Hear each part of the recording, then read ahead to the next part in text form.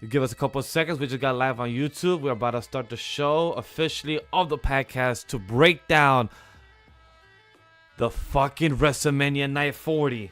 It is a huge event that happened on tonight, April 7th of 2024. We're right on live on April 8th. It's late night. Let's get to the show without further ado, because we're going to break it down and talk about the highlights of the moments. So without further ado, let's get to it.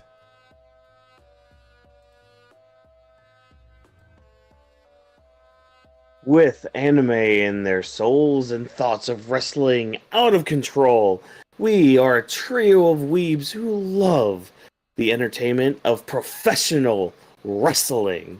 So allow us to be the voices inside of your head as we talk about the greatest show that has happened so far this year and provide an experience inclusive to all nerds. Grab your steel chair, yell for the table, and get put through an experience like none other. Brought to you by AniMa W3 Studio, this is the Weebs of the Ring podcast. And we are here in full force. That's right, all three of us are here. We just watched WrestleMania. We just watched the press conference. Tonight, it is us, the three hosts of the Weebs of the Ring. We've got the undesirable walk-ins. We've got the undeniable legend D Vash. And of course, we now have the undisputed Drop This Box. Guys, the story's over. A new beginning is on the horizon. But the main thing is, the story's over. After 1,300, and correct me with this last number, 16? 16? I saw 1,306, but I heard 1,316. So I'm a bit confused there. Okay. Yeah. Either way, over 1,300 days, we've had Roman with this title. He's done. He has lost. 1, 2, 3 on the mat. Guys, if you guys didn't see mine and Vash's reactions, if you didn't see Drop's reactions, go check them out. Because this was great. Right now, as the streaming total, we've been going live for 5 hours and 30 minutes. We have another an hour and a half to go for this podcast. And just to say, we spoke about right behind before we started, we had both Royal Rumble winners win their champion, finish their story, and both Elimination Chambers lost to some perspective, because Becky lost, but Drew lost because he was obsessed more over CM Punk than the actual title that he was obsessed for. Mm-hmm. So it was a crazy night. That was my highlight. Those two highlights of the night. Drop. What was your highlight of the night? Of course, it's finished the story, but is there like a number 2? Hey, Bayley. Ooh, I want to know, will you be my girl? I mean, I just got to say, in general, those two honestly, they put on a classic match, Bayley and Io. I'm happy for both of them. This is the first time that Bayley's had a singles match in WrestleMania. This is the first time that Io's had a singles match in WrestleMania. And I'm just really proud for both of those girls to go out there and put on a show. Like, that was definitely my second. Well, it's kind of hard to say second because I love so much, but it's just definitely like my second favorite moment of the night, because I was on Bayley's side the entire time. You knew the whole crowd was electric. They're all behind her. They really wanted her to win, and I'm just really glad that Bayley was able to pull it off. Io had a good run, but I'm just really happy that Bayley came out on top, because I just find it very poetic where her being the one to create damage control in order to put that stop to damage control, which we all know it's probably not over, but in a sense, destroying the very thing that you created is just very poetic, and I just love that match so much. Well, especially like in the press conference when, I mean, she gave damage control some props. She's like, in a way, Damage Control was on both nights of WrestleMania. So, mission accomplished. I mean, yeah, they both lost, but hey, the job got done, didn't it? Mm-hmm. So, I like how she still put them over even in defeat within the night. Oh yeah, that is a good shout. Like that, because again, that is a good moment, and the match was really good, and we'll get into it here in a little bit. But Vash, what was your second highlight of the night? Damian Priest. Because what the press conference said of Triple H when he said like he knows what the audience is saying. He hears what's going on, and being told by Triple H words himself like even by Damian Priest, like, oh, he's taking forever. He's not gonna cash Mm-hmm. in. He's missing on all these opportunities because of Seth Rollins, not going out there in the ring. Like he's just laid down, beat up by the Rock, and he's not jumping in. So I love that moment. And as a Spanish person, like the representation that our boy Damien spoke about Boricua expand descendant, and just to give that representation is amazing to see that. So hey, we have a Cuban as a world champion, and we have a Puerto Mm-hmm. Rican. I'm all for it. It's a great representation, and it's just great to see the stories be finished, be told, and I just love that. And man, Drew's story is gonna be cooking with CM Punk if he's renews his Yep. contract. Because at the end of the day, his contract was ended this week and it hasn't been confirmed. It's official that I'm aware of. If it hasn't been confirmed, Mm-hmm. overall, it's fucking awesome. Excited. All this news, all these things going on. I'm all for it. Yep.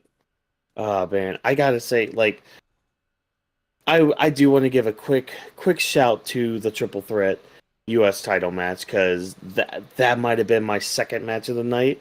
Just because I didn't expect myself to have so much fun with it, but I think the moment I knew that this match was going to be something special, it was very early on. It was even before the bell even rang. It was Kevin Owens being like, "Hold on, Randy, wait just a second." Goes back there, gets the golf cart, and drives them both down like they're playing double dash. I love Like that. I love that it moment. was so great. I can't wait. Like that moment reminded me it's because Kevin Owens knows how slow the Randy walks, so it just worked perfectly. He went back like, hold on, I'm gonna pick this guy up before he just takes the slowness walk down his ramp and know how long it is. And it's just Kevin's like, yo, I'm gonna pick Yeah, your ass up, bring you down here much faster, and just him being on top, just enjoying that moment, and Randy being like, oh shit, we're about to hit the ring. Like he was hesitant, like, yo, be careful. yeah. I love that moment. Wait, press the brake, press the brake. Okay, good, Exactly. we're good, we're set. Oh man, but as great as all those moments are, there's a reason that they're number two, and it's not that they're bad or horrible or anything. It's just that, as we said at the beginning, the story is over, or at least chapter one, book one, however you want to say it. Cody has finally won that title, that thing that has just been hovering above his family for years, for decades even. Just he was finally able to do it, and man, it feels so good. Mm-hmm. Like I I don't know how do you guys feel like I know we each have different levels when it comes to us with Cody's story. So I actually kind of want to ask you guys like how are you feeling right now through all this? Like I guess how you started with Cody's journey and just how you're feeling now that he's reached that that goal that he had from coming back to the WWE. I would On say, it. um, I'm gonna keep it short because Yeah. I got back into wrestling recently, a year and a half ago, with WE. I've been knowing what's been going on, scattered throughout the past couple of years. Shockingly, I never got back into it during the pandemic because that would have actually been a perfect time to actually see the Mhm. weekly shows and the Thundermont and everything going on. But I heard it has its pros and cons. visit, but I would have seen the beginning story of the bloodline. However, I got into the story after Cody came back. I saw him in AEW at the time.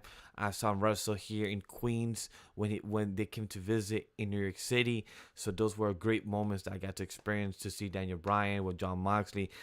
A big shout out to Dean Ambrose, because me and Walkers were not the only ones. A few people on Twitter timeline that when we heard the Shield song coming on, we were thinking that Dean Ambrose coming out, because we did not see Serrano. So we're like, hold up, is Dean Ambrose coming out? Where's he at? What's going on? What? So all those moments was just a highlight. I was gonna say, they told us to expect anything. Exactly. And my mind was just like, there's no way. But if there is a chance, oh my God. Exactly. Yeah. What could it be? If there's a chance. So all those things was fantastic to see, and just to experience this. I got back into pro wrestling. A big shout out to Drop. Throughout the past year and a half, I've spoken to him a lot here and there about Raw and SmackDown. It's a big thanks to him that I got back into this, and a big shout out to Watkins, because we made and came up with this idea of Weebs of the Ring, and it's now 18 episodes in to the new year. So it's fantastic to just get to experience this and discuss it, and to see Cody finish a story, to see John Cena, Undertaker, all these icons come here and do it with a baby face. I never got to react. I never got to experience this and watch it with people that I love and people that could enjoy this moment. So that's my long answer of how all this is meant for me, and just to experience this. So it was really special. Chat, tell us how you feel about experiencing Cody's story and everything else. But Drop. So I will say this before I go, because I do have work in the morning, and I did say to the guys I was just going to get my piece on this, and I'll probably put out a video tomorrow discussing my thoughts on the rest of the show. But with me and Cody, I remember following him ever since he first started, because I remember when he first came in. I remember when he was a part of Legacy. I remember the different gimmicks he had. I remember when he was Stardust. I remember when Cody left, and then he went through the indies to rebuild himself to bring him to the level that he is now. And Cody's honestly worked his ass off so much, because he's always wanted to be in this position for so long. He just never had the opportunity to really get to that level because of how things were before. So the fact that you have to go back and start from square one just to rebuild yourself, to get yourself to this level, to feel accepted, to get that credibility, and to see what Cody was able to accomplish tonight is such a beautiful thing. A lot of people say that wrestling is a love story, and this is definitely a good example of that, because when you follow Cody's story, it's very emotional. He's wanted to do this for his dad, because his dad never really had the opportunity to achieve something like this.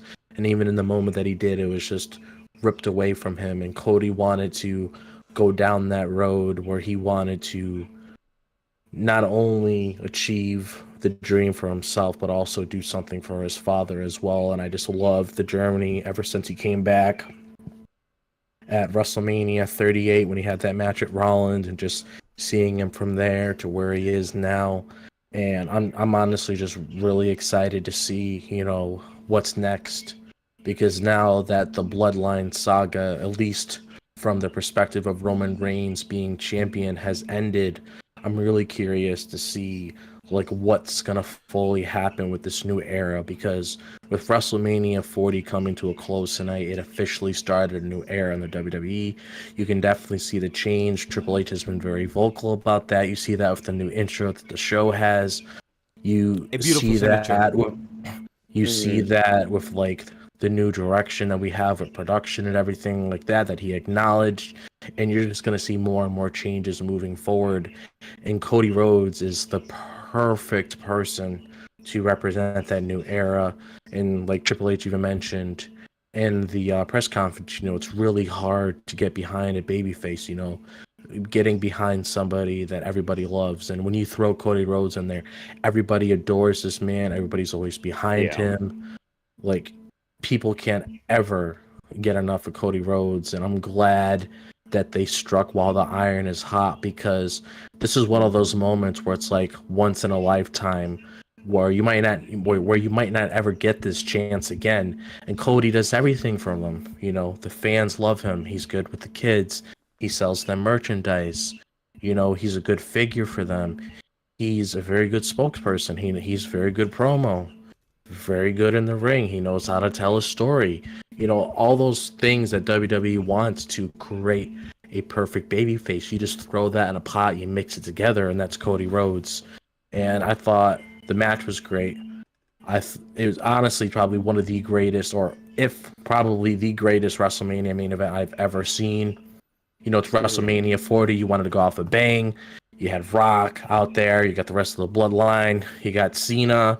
You got Undertaker, which caught me off guard, but I loved it because Undertaker is one of the greatest of all time, and it's honestly amazing just seeing him out there. How did you guys feel about that? Because we all thought it was going to be Stone Cold that would lock eyes with The Rock. How did you feel about that twist with Undertaker instead?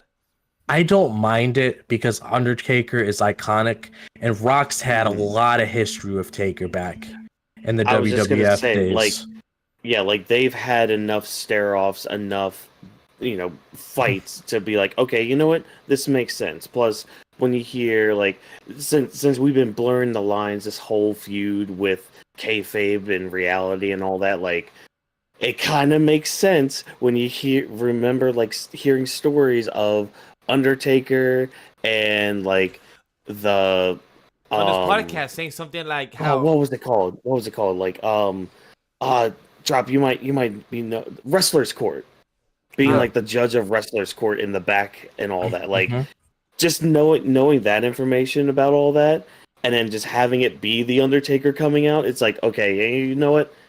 That makes sense. That makes all the sense in the world. Definitely. I love it when he came out and when he grabbed him, did the choke slam and the lock eyes, showing that The Rock just got possessed by The Undertaker. And I love that because I love when Undertaker still shows up. I remember every time when Teddy Long, when he said, "You're gonna face The Undertaker," every single Friday night on Smackdown, it showed that everyone feared Undertaker. So to see that from The Rock, his soul being possessed, it just showed that fear. I love that. Yeah, that's just the kind of power that The Undertaker possesses. Whoever he's in the ring, if whoever he gives that stare down with, he just has that control over you. And the thing that I loved the most about this, besides Cody's entrance, what got me emotional, I even sent a video to you guys, or a picture actually, because just seeing that epic entrance that Cody got, and even with Roman, I'll give Roman his flowers. He's been a great champion. I'm really proud for everything that he's accomplished, and knowing how it took a guy like Cody to finally pass that torch to, it's very poetic to see everything come full circle that way. But I really loved the end where you had that celebration where it didn't just cut till you see the logo, and then we got the press conference afterwards. You had a huge celebration. You had Cody's wife Brandy come in there. You had his mother. You had Randy come in there, which is Cody's mentor. You had LA Knight in there, and a lot of people are saying, "Oh, LA Knight, why is he there?" That just shows you how much they see in LA Knight. Yeah, they just see him as a huge star. So just seeing him there, you see Sammy and KO there. You see Punk. You just see a lot of people that obviously WWE loves, but also some of those people in there besides Punk that had history with Roman, and just seeing all of them there together, just celebrating that Cody was finally the one to slay the dragon, and now we could head to a different direction where we could, where Cody claims his kingdom. And now we're officially seeing this new era. It's kind of like we had this, it was a war going on between two groups of people, the bloodline, and then Cody and all his, and Cody and all his friends. And finally seeing the war come to a conclusion, just like you see in video games, movies, books, etc., so on. You're finally seeing WWE head into a new direction, which Triple H said, after WrestleMania 40, once that comes to an end, we are officially in the new era of WWE. And I just loved everything about this. This was such a great moment for Cody. It's honestly probably going to be one of the most memorable WrestleMania experiences of all time. And just seeing all these icons in there, that's what I really love too. Mhm. You got John Cena, icon, CM Punk, icon, Randy Orton, icon. Um, you have like Undertaker there, icon. It's just seeing like these people that carried the business, that had a legacy within WWE alongside Cody Rhodes. That just shows you clear as day that they found their guy.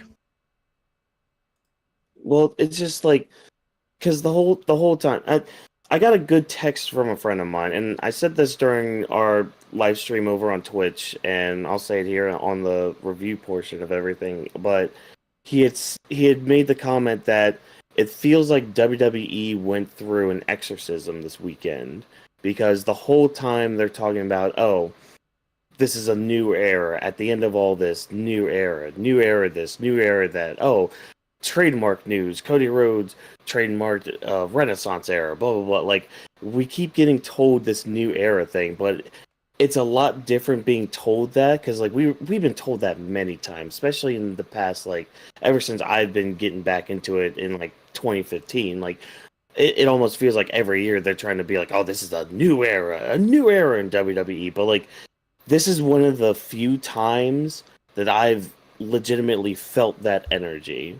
The last time I felt this was SummerSlam 2022 when Triple H was it excuse me, no, 2020. No, yeah, no, I was right, 2022. Cuz that was like one of Triple H's first big shows of like his time of actually kind of being in power because Vince was whatever all that stuff. But like there's an air of like freedom with that. There was an air of we're here to put on the best show ever. There's no one to restrict us. We're just gonna go out and have a ball. We had Damage Control premiere on that show, Yeah, and tonight they lost both of their matches. but they were Like still in and the center of the story. They were still being involved, and I love mhm, that showing like even chat is being like Dark Arrow is saying like no one knows better what the fan wants like Triple H. I love how mhm, he delivers what we want. Mhm. Like I remember in the beginning when Damage Control was first introduced, I wasn't there.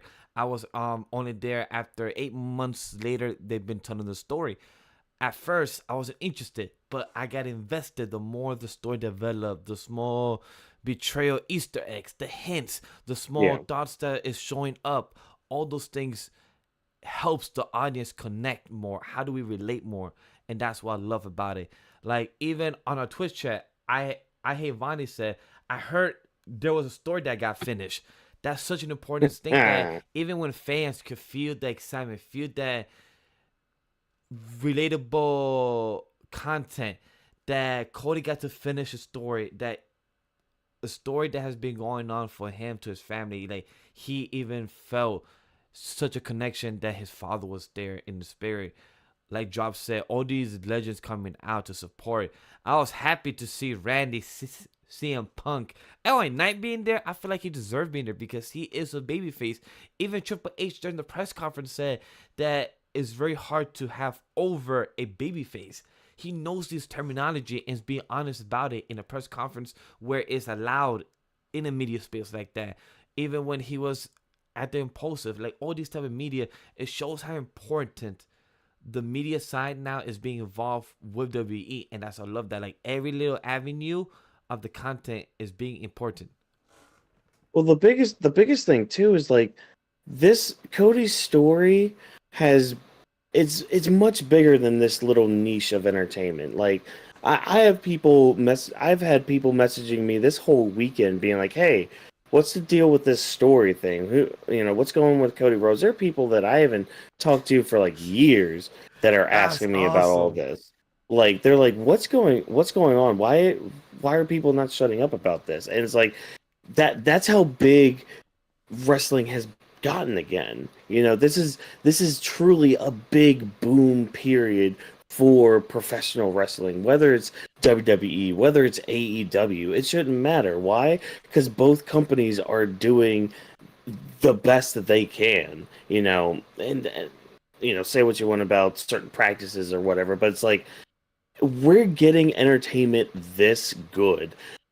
Entertainment that just it transcends what it used to be. Like I this, the past few months I've been going back in my mind, and I've also like rewatched stuff from like when I was little, during like the mid 2000s or even earlier than that, like during like some of the 90s stuff and all that. And like I look at how it was then, this gritty, this I don't want to say like startup kind of thing, but it was like there was this gritty dirtiness to it where it's like everyone was trying to prove themselves, prove that this is an entertainment worth following. This is entertainment that can like inspire you or teach you something or do something for you in your life. And like to see where it started, where it was back then during one of its biggest boom periods, the Attitude Era, and then cutting to now, just how massive it's become. It's like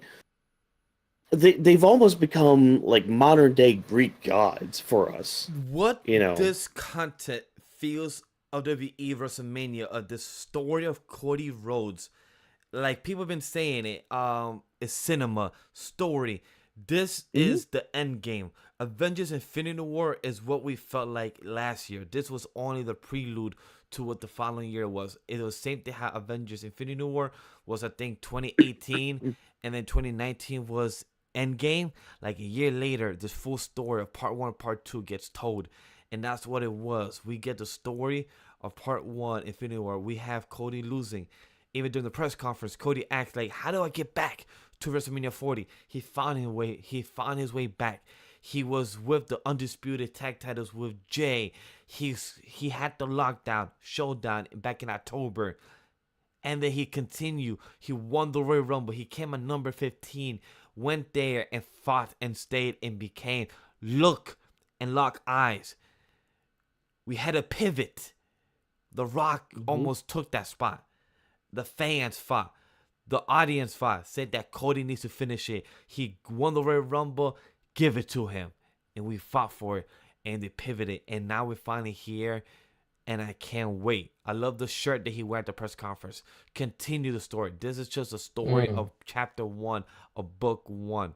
We're going to the next one. The next opponent. The next part of your legacy. And I love that so much. It was something like even seeing Brandy on his entrance. It was lovely. It was beautiful to see Brandy part of the entrance as well. Like it just added more to it. And by the way, the beginning of Cody's entrance with that mask, oh, that was a flare. That was beautiful. Oh yeah. Giving me Hollow Ichigo vibes. Yeah, that was an Ichigo vibe. I was like a little hollow type of style. I love that. And then the pyro, his music come out. It was walking. Roman's entrance was really fire too.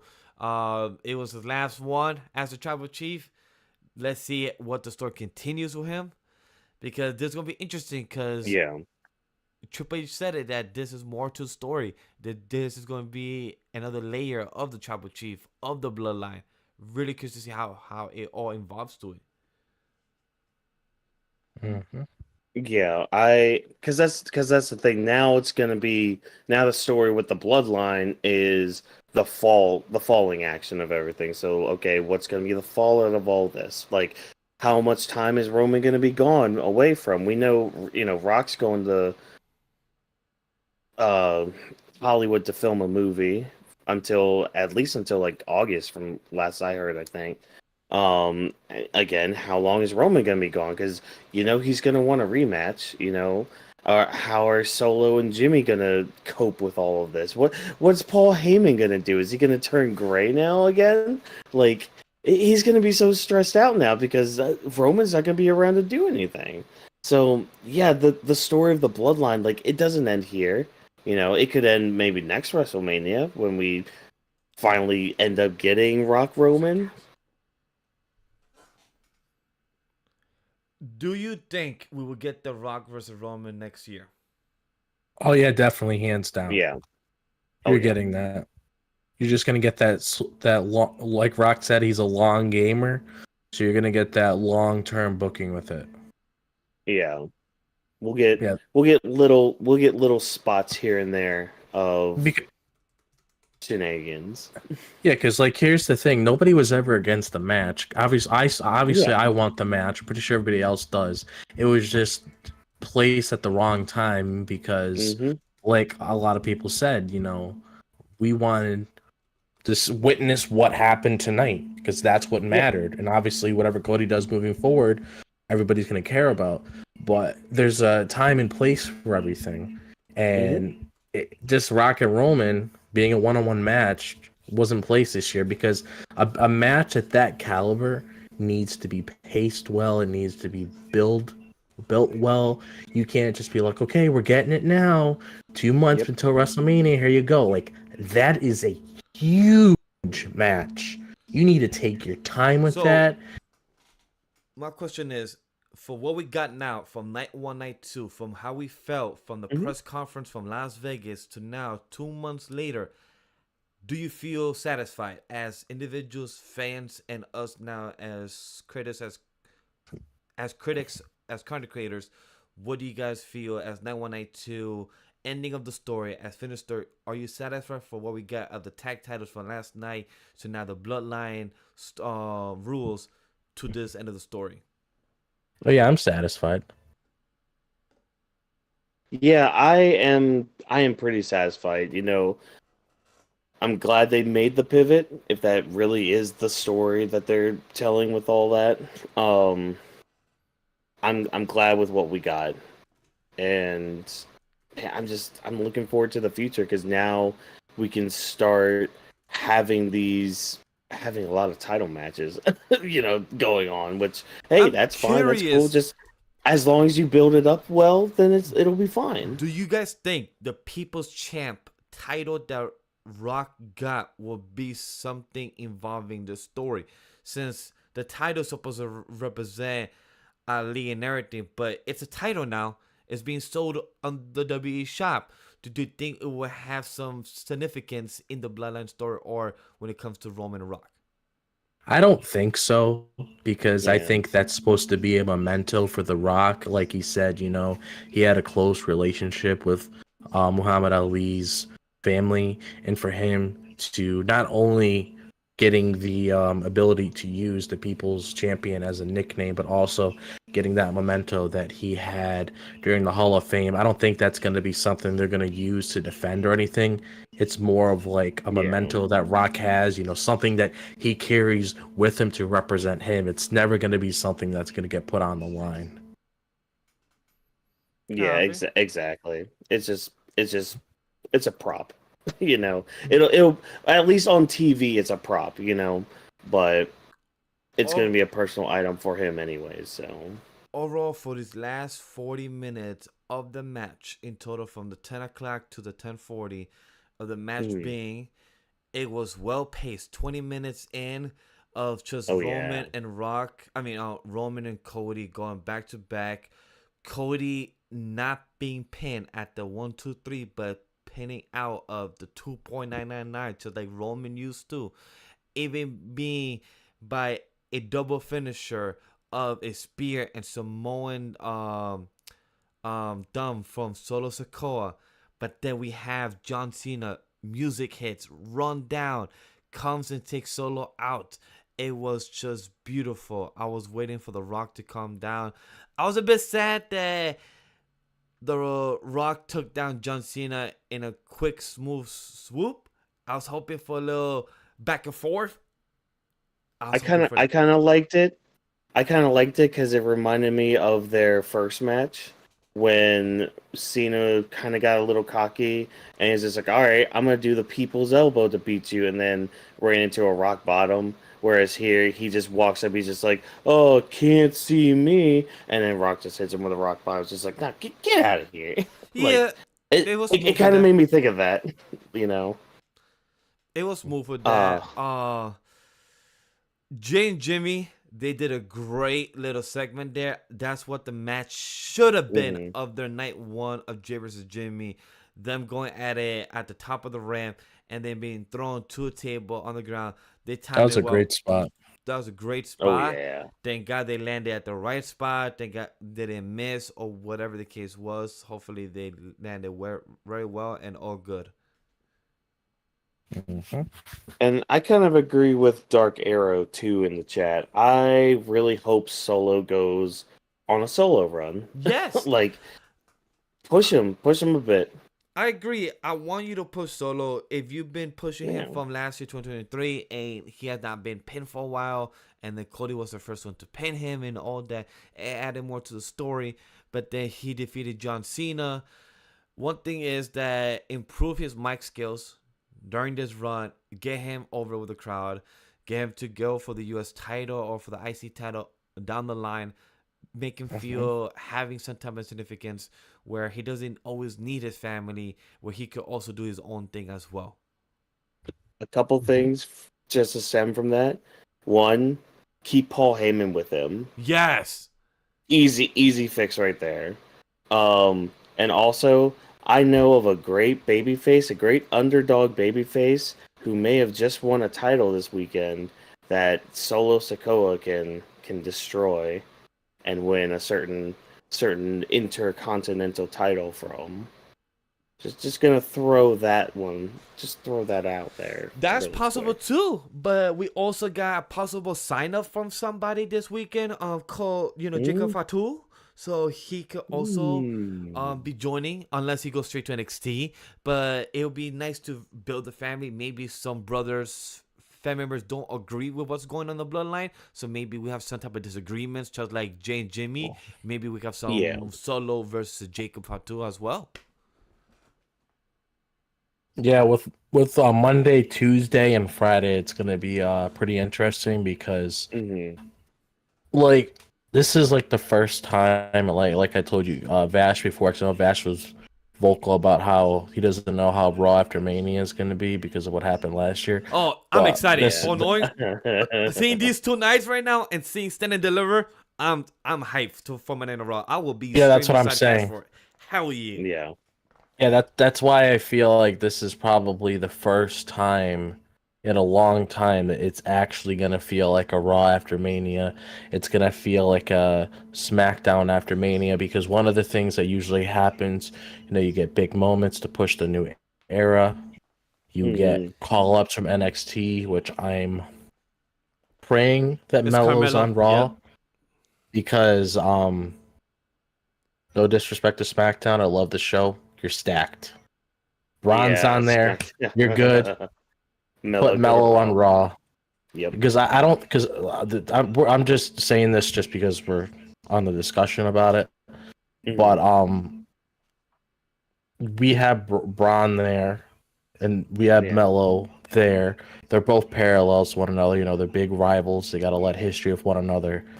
And I really don't see Mello doing anything else. And if they were going to do something with Trick, they wouldn't have Trick win on Saturday.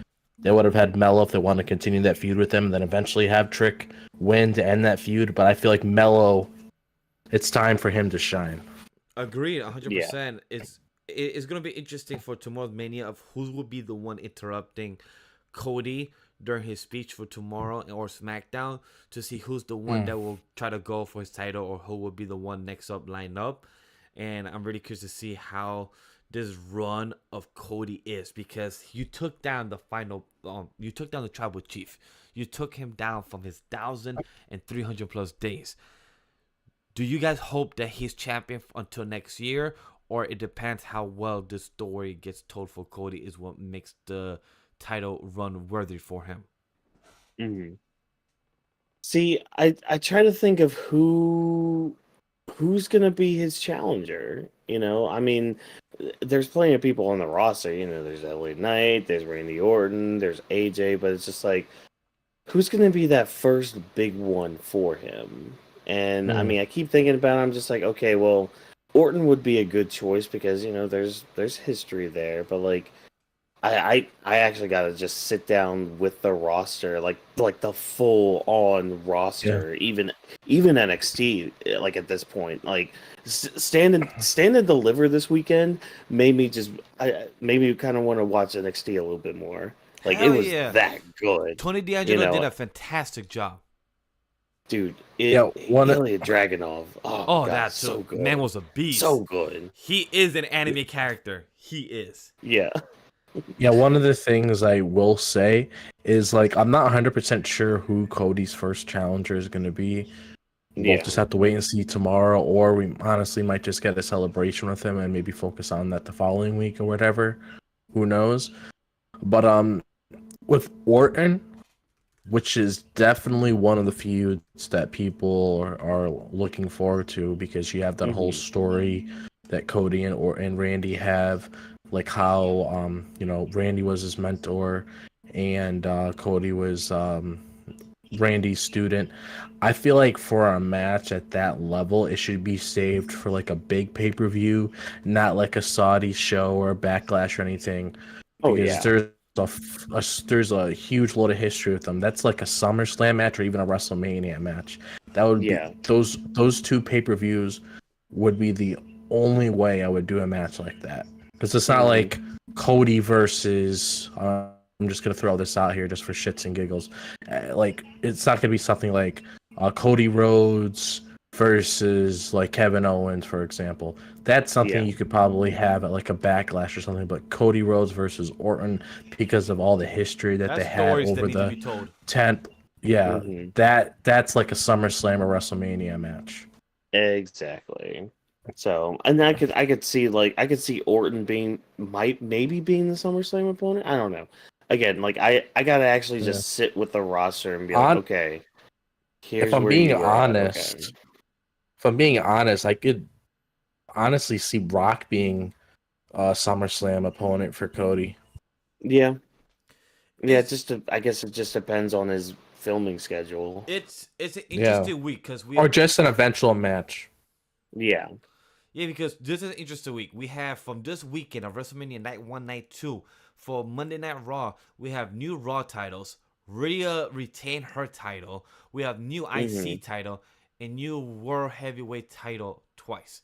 We have Damian Priest, and then for SmackDown we have Io Sky losing, and we have Bayley being the new champion. We have Cody being the new champion of that show, new SmackDown titles, and the US title retaining.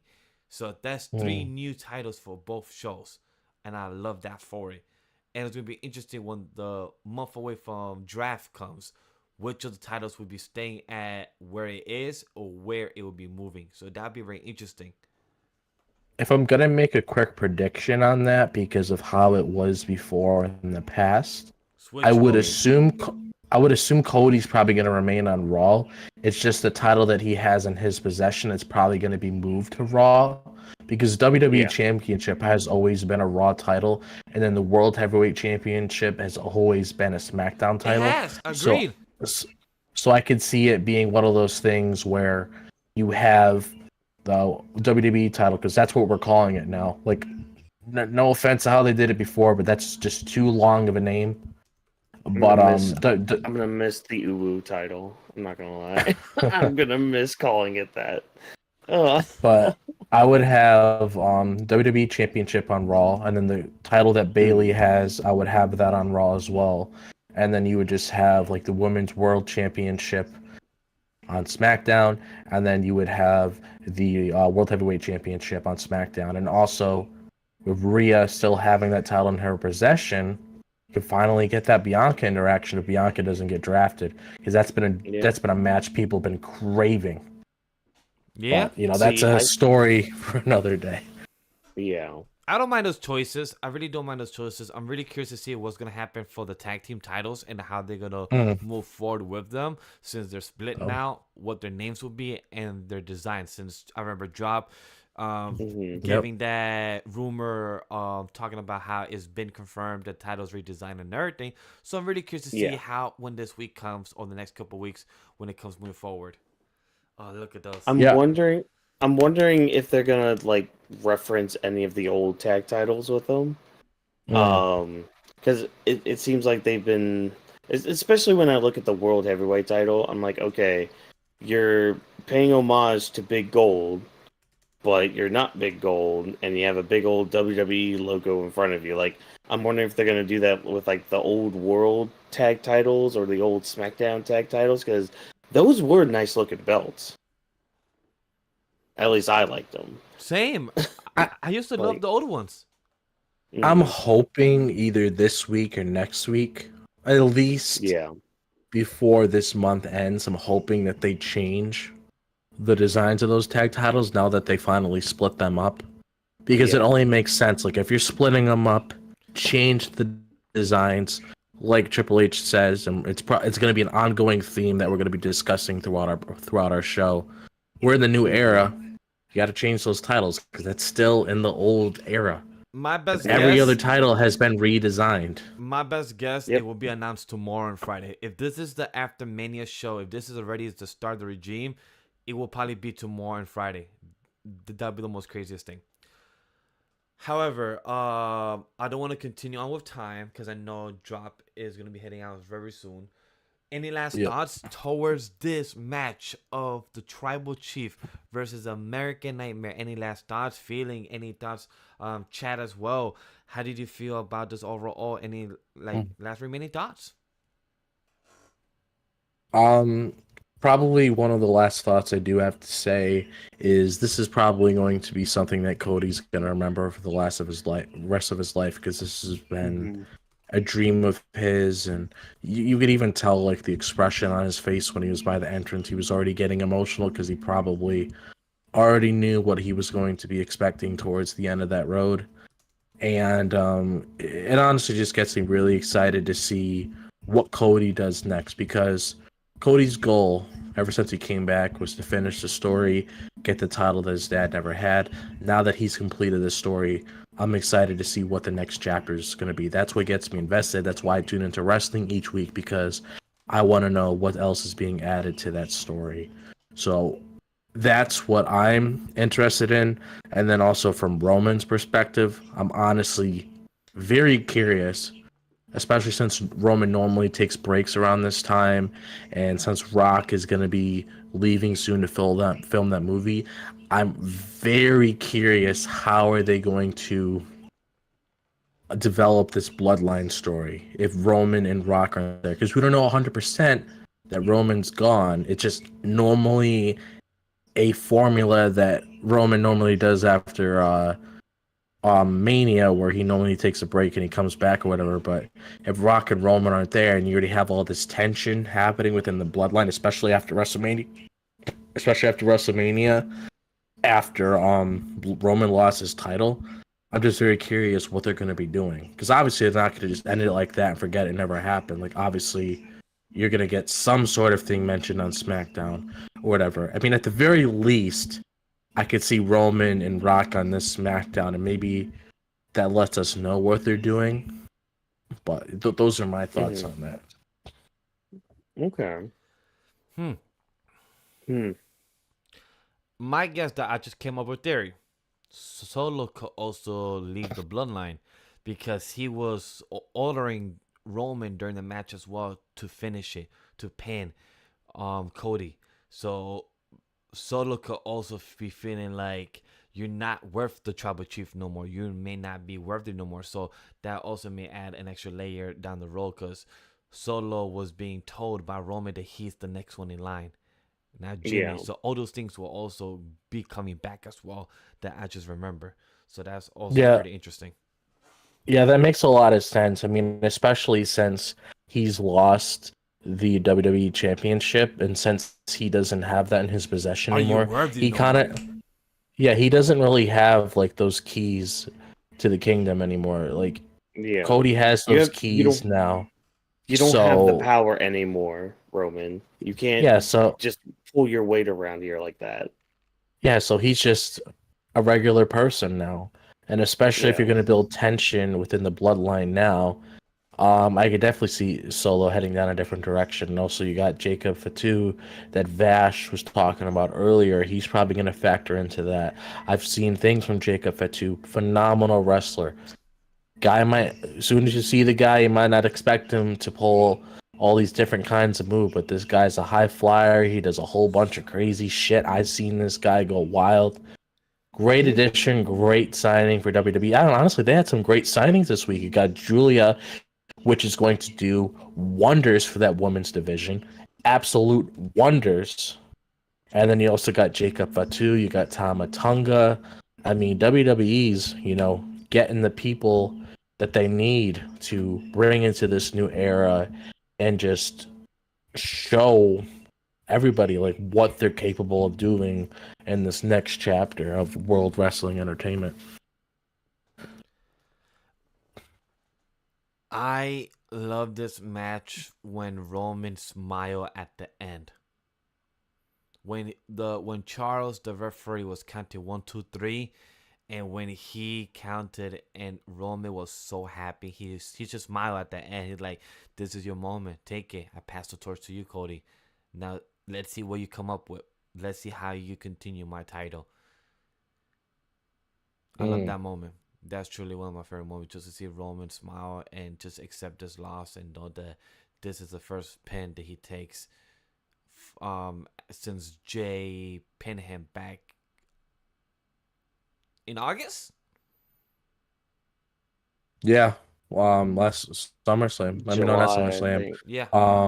It was at Money in the Bank, I believe. Yeah, the tag team against Solo and Roman. So I believe that was in the UK. Yeah, it was in the UK. Yep. Yeah, it was. It was phenomenal. This match was phenomenal. I know we could go on for hours to dissect it, to break it down, and add more layers to this. But Watkins, what is your last thoughts? I mean, I really don't know, because I mean, I've kind of been in this quiet calmness ever since, like, because I thought I'd be a little bit more of an emotional wreck with it.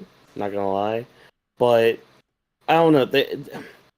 I sent a couple. I sent a couple of messages to friends of mine who were asking me about all this Cody Rhodes stuff, and I think I made a good feeling, or like a good way to kind of describe how I'm feeling.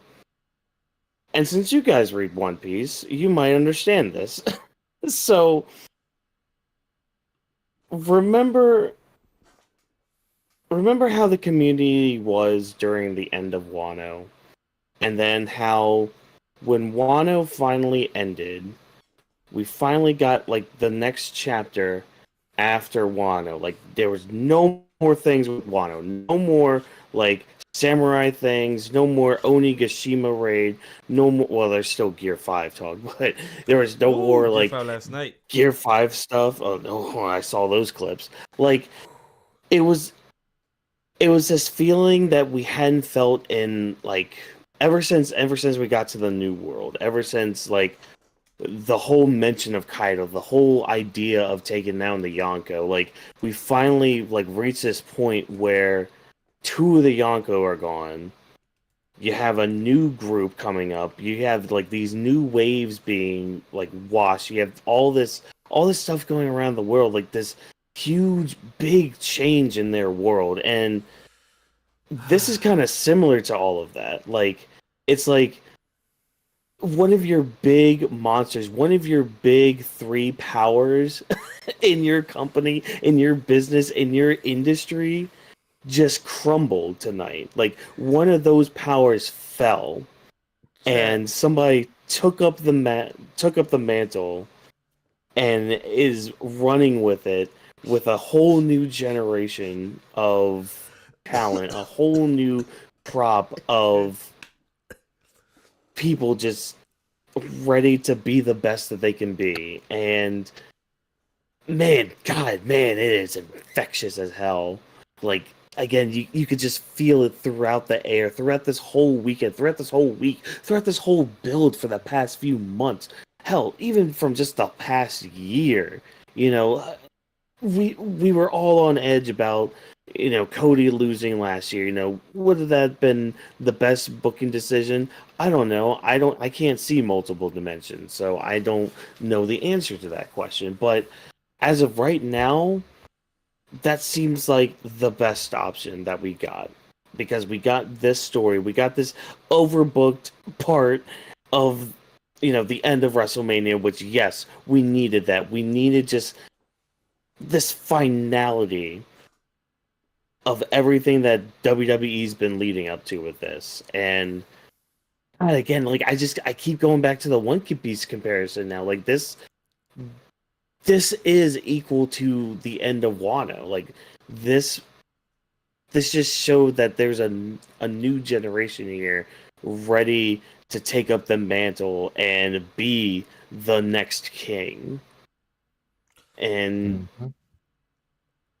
it's awesome being part of history, being able to just witness history happening.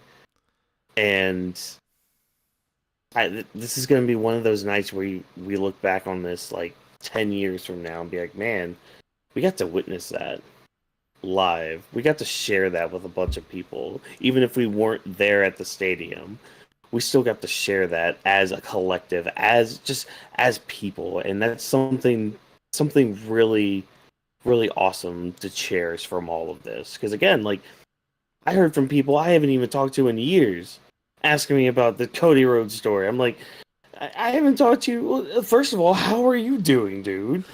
How's the wife and kids? Okay, great. They awesome. said, I don't give a fuck. I'm not going to be around the bush. What's this Cody story? Like, what's going on? Exactly. Like, so, it's chat, it's history. It's history. One of the big reasons why I was laughing while Wankos was giving his One Piece analogy, because if you haven't been here, because we just started doing, multi-stream on YouTube, and right, so if you haven't seen our past 16, 17 episodes, go on Twitch. They're all right there.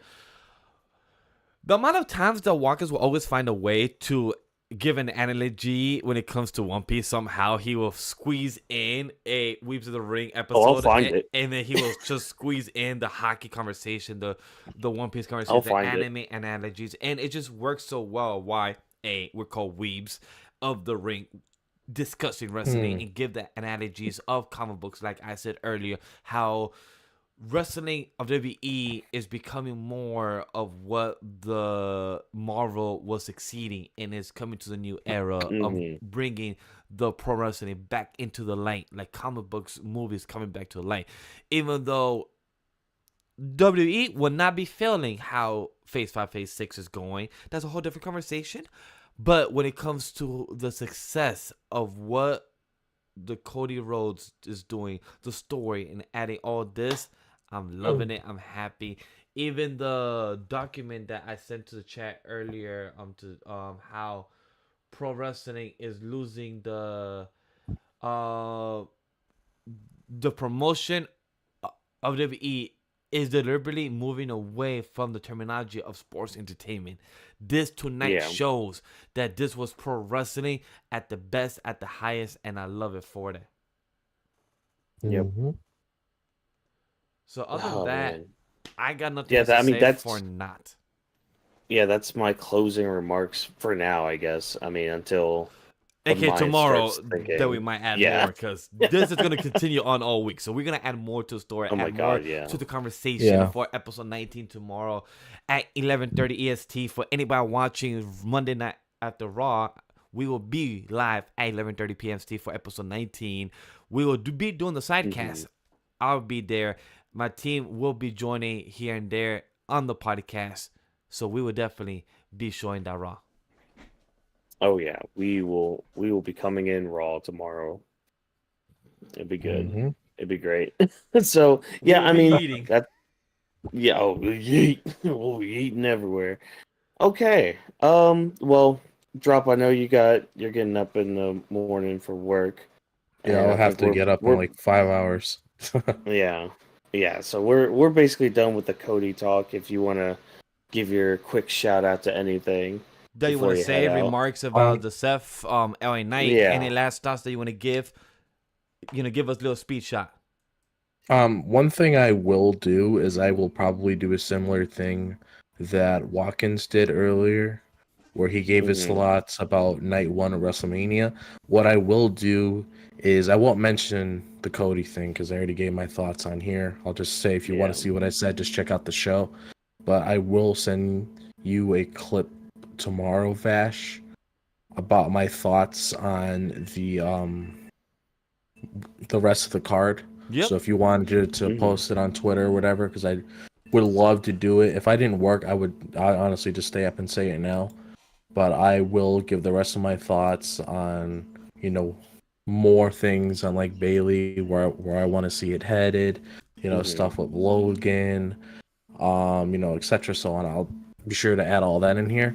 But I honestly will close this off and say this is probably one of the most memorable WrestleManias in a very long time, and honestly, probably the greatest WrestleMania that I've been able to witness. Because I wasn't there when WrestleMania 1 started. I wasn't born. But because my first WrestleMania growing up was WrestleMania 23, and I've been watching ever since then. That's when you had that whole shave your hair match with Vince and Trump, where you had Stone Cold and Bobby Lashley there. Yeah. I don't know if you guys remember that. I remember that. But that was the first WrestleMania that I... Was that 20? Yeah, that was 20. Yeah, so I've been watching since then. But I have to say, like, this probably has to be my favorite WrestleMania, because another thing I forgot to add in here when I was giving my thoughts on Cody is growing up, this is like a thing with my family. My grandpa got us into wrestling. So, he recently passed away in January, rest his soul. But my mom ended up getting into it because of him. And obviously my father was into it as well. But it was mainly my grandpa, my mom, and then my mom got me into it. And probably, when the time comes, whenever my girlfriend decided to settle down, get married, have kids, obviously, if they have this love for wrestling in my blood, and it's a very common thing when you have kids, they end up getting into the same shit you get into. So they'll probably get into wrestling and anime, which is something that all three of us are very passionate about. Good. I'm probably going to have a son that's like a huge Final Fantasy VII stan. I already know that. Or daughter. As he should be. As he should be. But, just going from my grandpa, my mom, into me, this is probably the most memorable experience, because my mom's favorite wrestler of all time is Shawn Michaels, HBK. And one of her most memorable experiences was WrestleMania 12, when Shawn Michaels had that match with Bret Hart, and it was the Iron Man match. And they ended up going that length, but then they had to add more time onto that match because they went over. And then Shawn eventually won the big one. That was a huge moment for her. So pretty much what happened with Cody tonight was my WrestleMania 12 moment, because I've been a huge fan of Cody for such a long time. So that's why I hold it really close to my heart. And it's probably going to be something that I'm going to remember for generations to come. Like when I have a son or daughter and they end up watching wrestling, and let's say, they get into someone around the time that's like really starting to rise to the top, they're probably going to have an experience like that too. And it's just going to be nice to look back on that, because it's like my grandpa went through it, my mom went through it, I went through it, now they're going through it. It's just going to be a great experience. And that's what I just love about wrestling. Wrestling just brings everybody together. And I just love seeing how much people are passionate about it.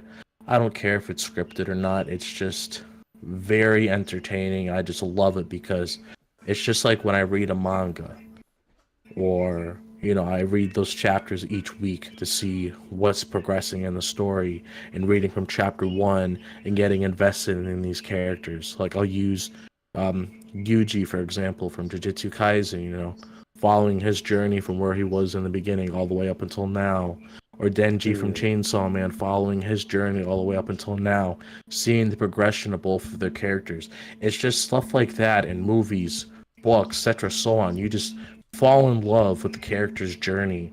That just brings you to new heights, and it just gets you so invested in the story. And I just wanted to say that before I had to go.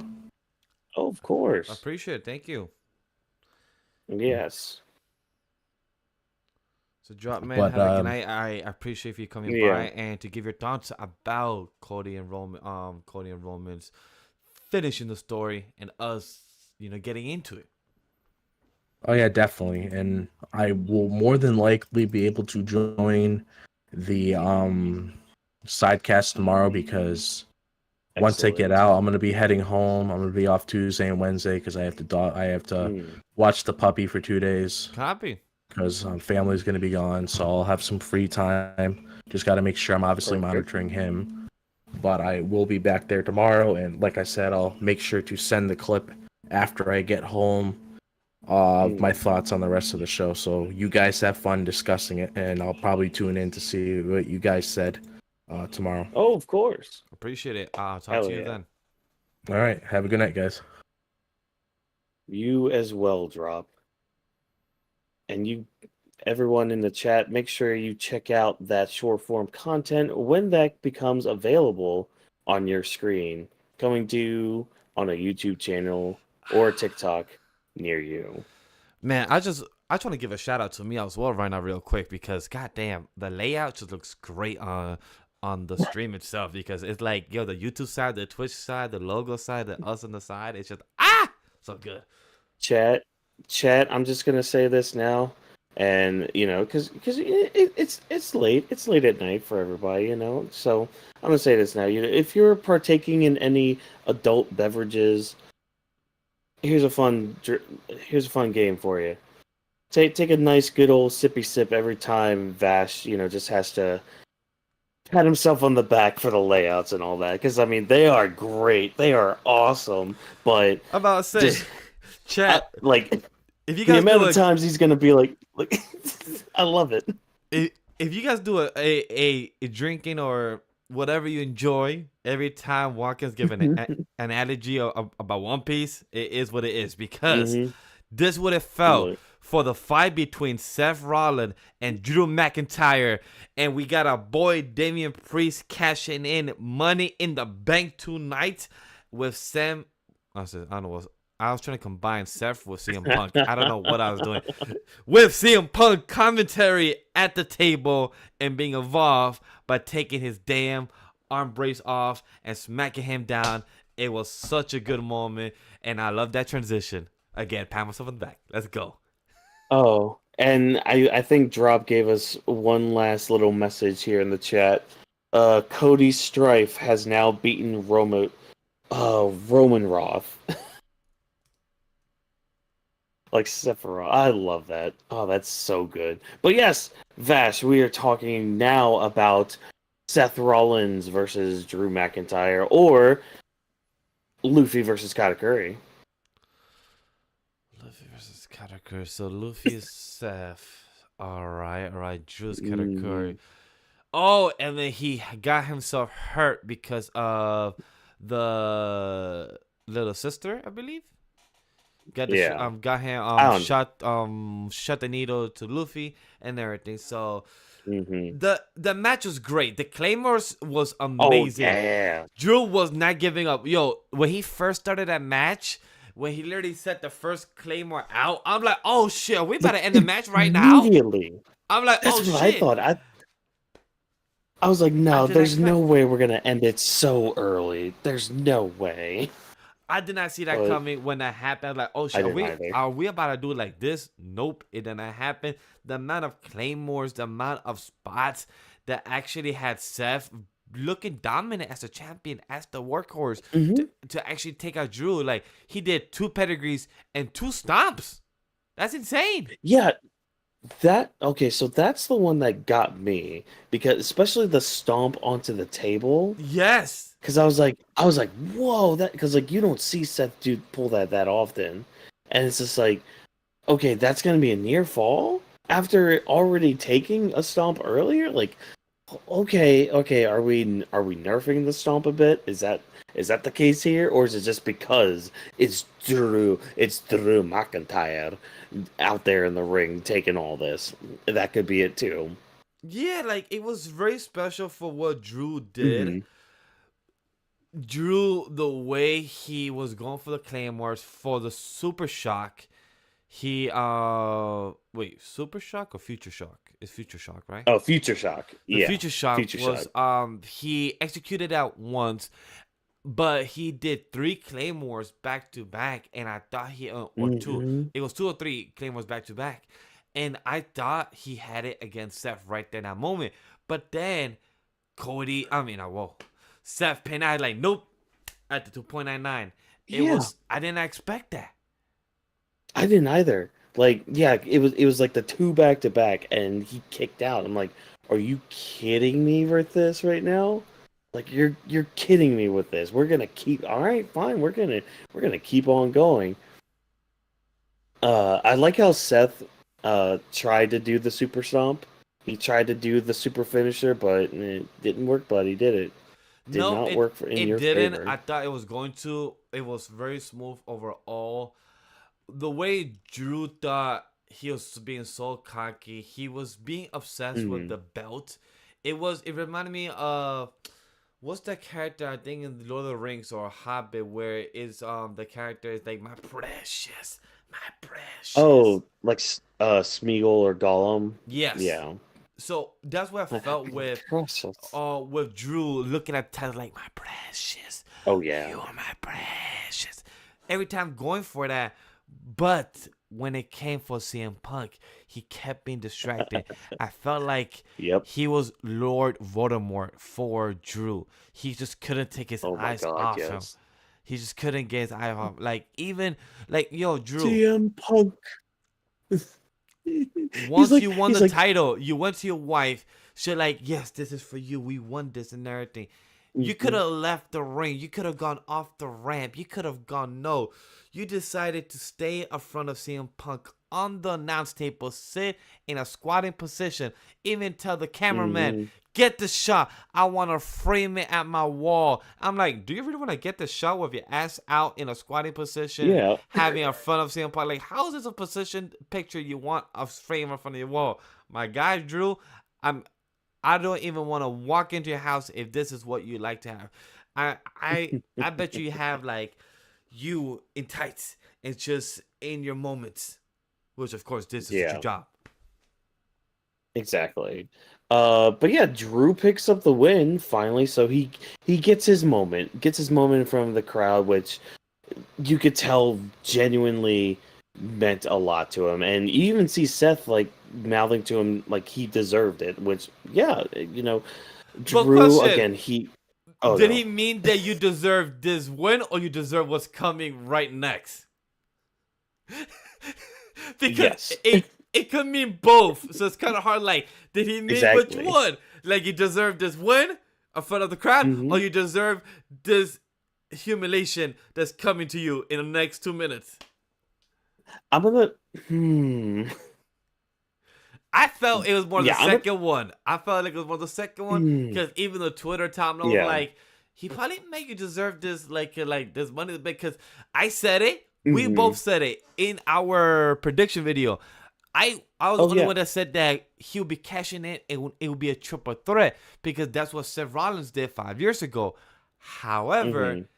you guys both said no. He's gonna get cash in right after the match, Yeah. and Drew will be distracted because of CM Punk. Exactly what you Yep. guys said. So I felt like Seth Rollins knew.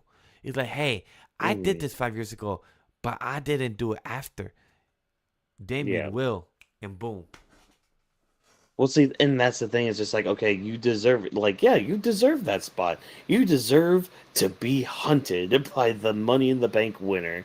And man, what a good booking decision this is because again, now we have something for the World Heavyweight title picture to like kind of really get into during the summertime because like you have Drew who's going to be chasing after it, trying to get that back, because he did get his moment, but it was cut short because because again the layer of the CM Punk and even Punk even responded. He responded with his own version of the meme with him pointing at the grave and it's Drew McIntyre like on the grave and That CM Punk just smiling pointing at it.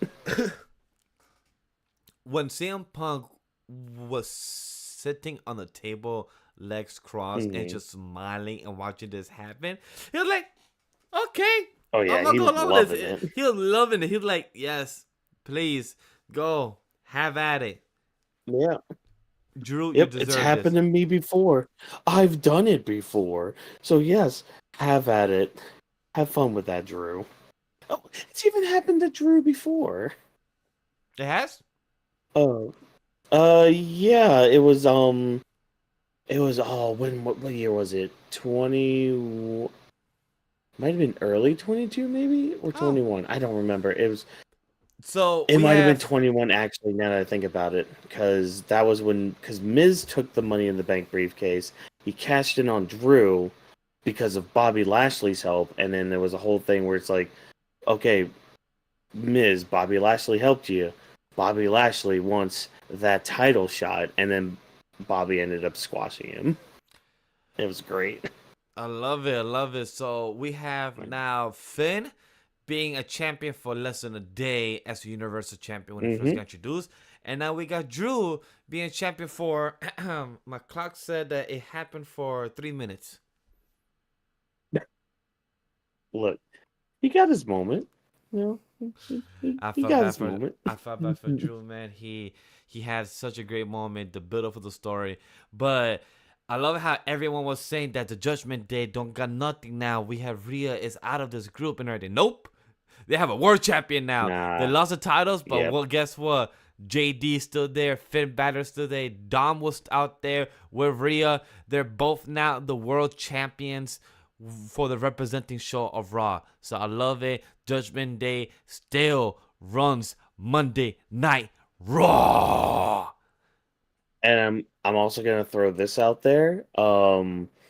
There is a new IC champion right now. It's not Gunther, which means, oh look, there's a fresh matchup. Maybe, I don't JD or know. Finn Balor. Ooh, I'm hoping for Oh JD or yeah, Finn Balor. Finn Balor needs to get back on the spotlight I and give was us good matches. Ooh. Alright. I was just gonna shout out Finn Oh, Balor. you was? I thought you was gonna Oh give. yeah, I was. I thought maybe you was gonna give a shout out to our Lord Farquaad, aka JD McDonough. Oh, JD McDonough? Nah, he can be well. Here's the other option though. Get make Dirty Dom.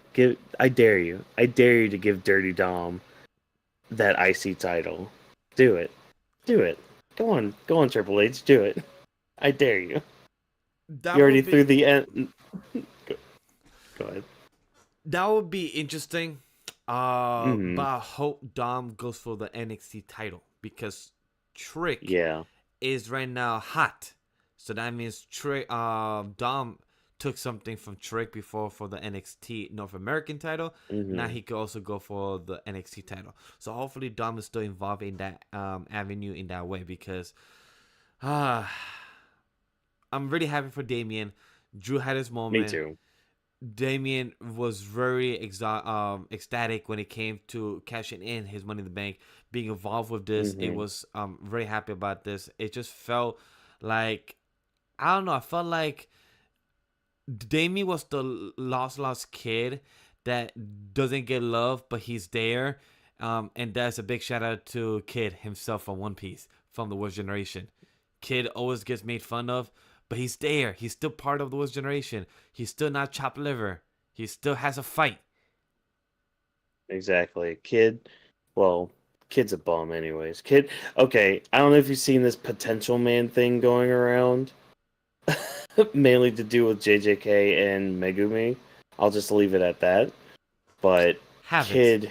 Kid is kid, Kid is also a potential man, if you will. But I digress. That's neither here nor there with uh what was his? Oh yeah, Captain Useless Mid. There we go. There's his Oh, nickname. Captain Useless, man. I've heard of the joke and Oh everything. man.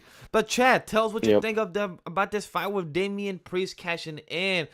What you think about Please Drew do. getting his spotlight? Seth giving that workhorse champion, making this title work for it. Like Triple H has said that no one deserved this reign of being the first inductee of the World Heavyweight title.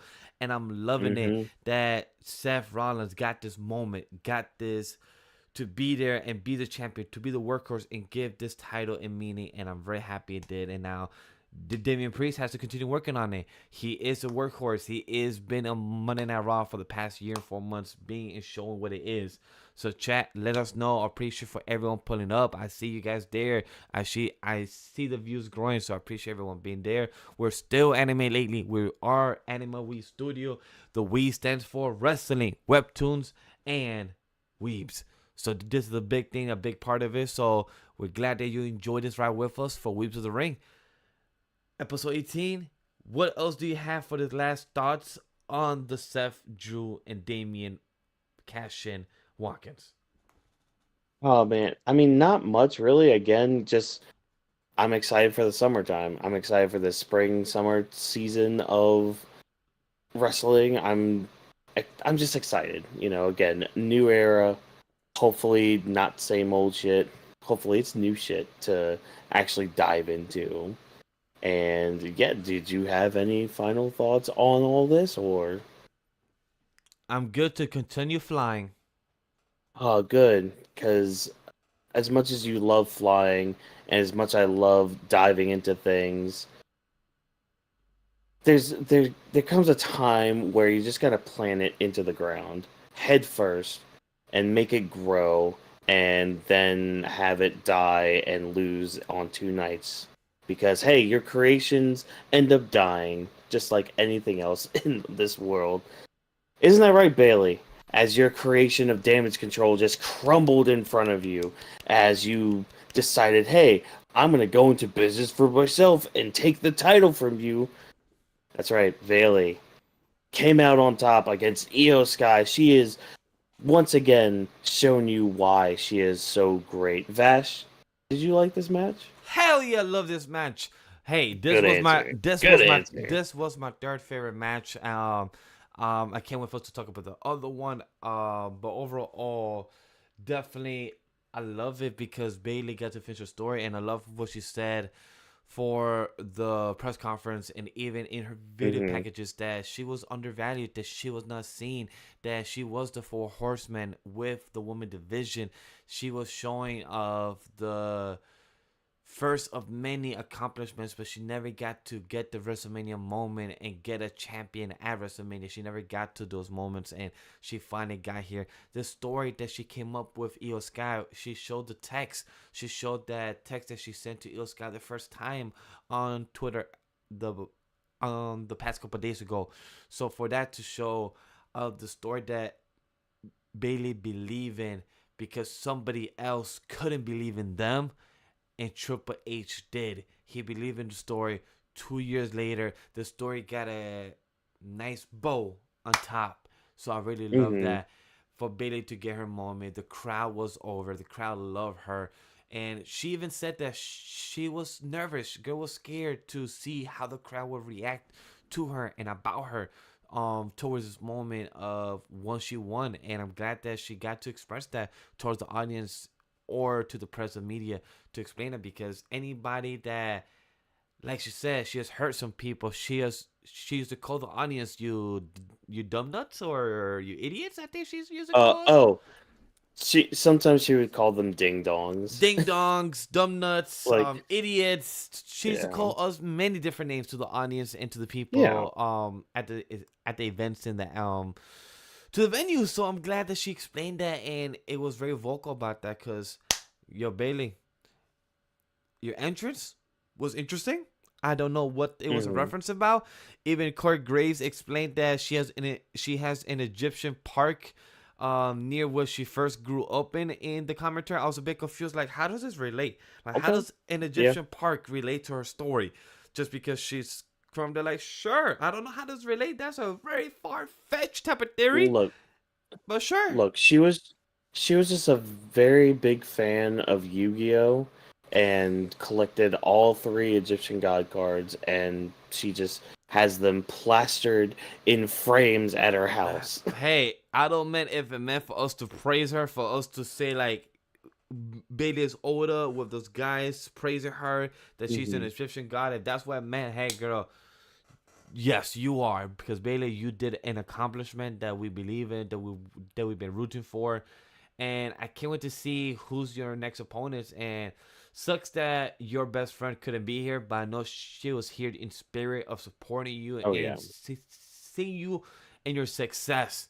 I love those pictures she posted to see your journey of what you've been through. It's such a love that. Like, that's my overall thoughts, Watkins, of this match Hmm. overall and what it meant to see.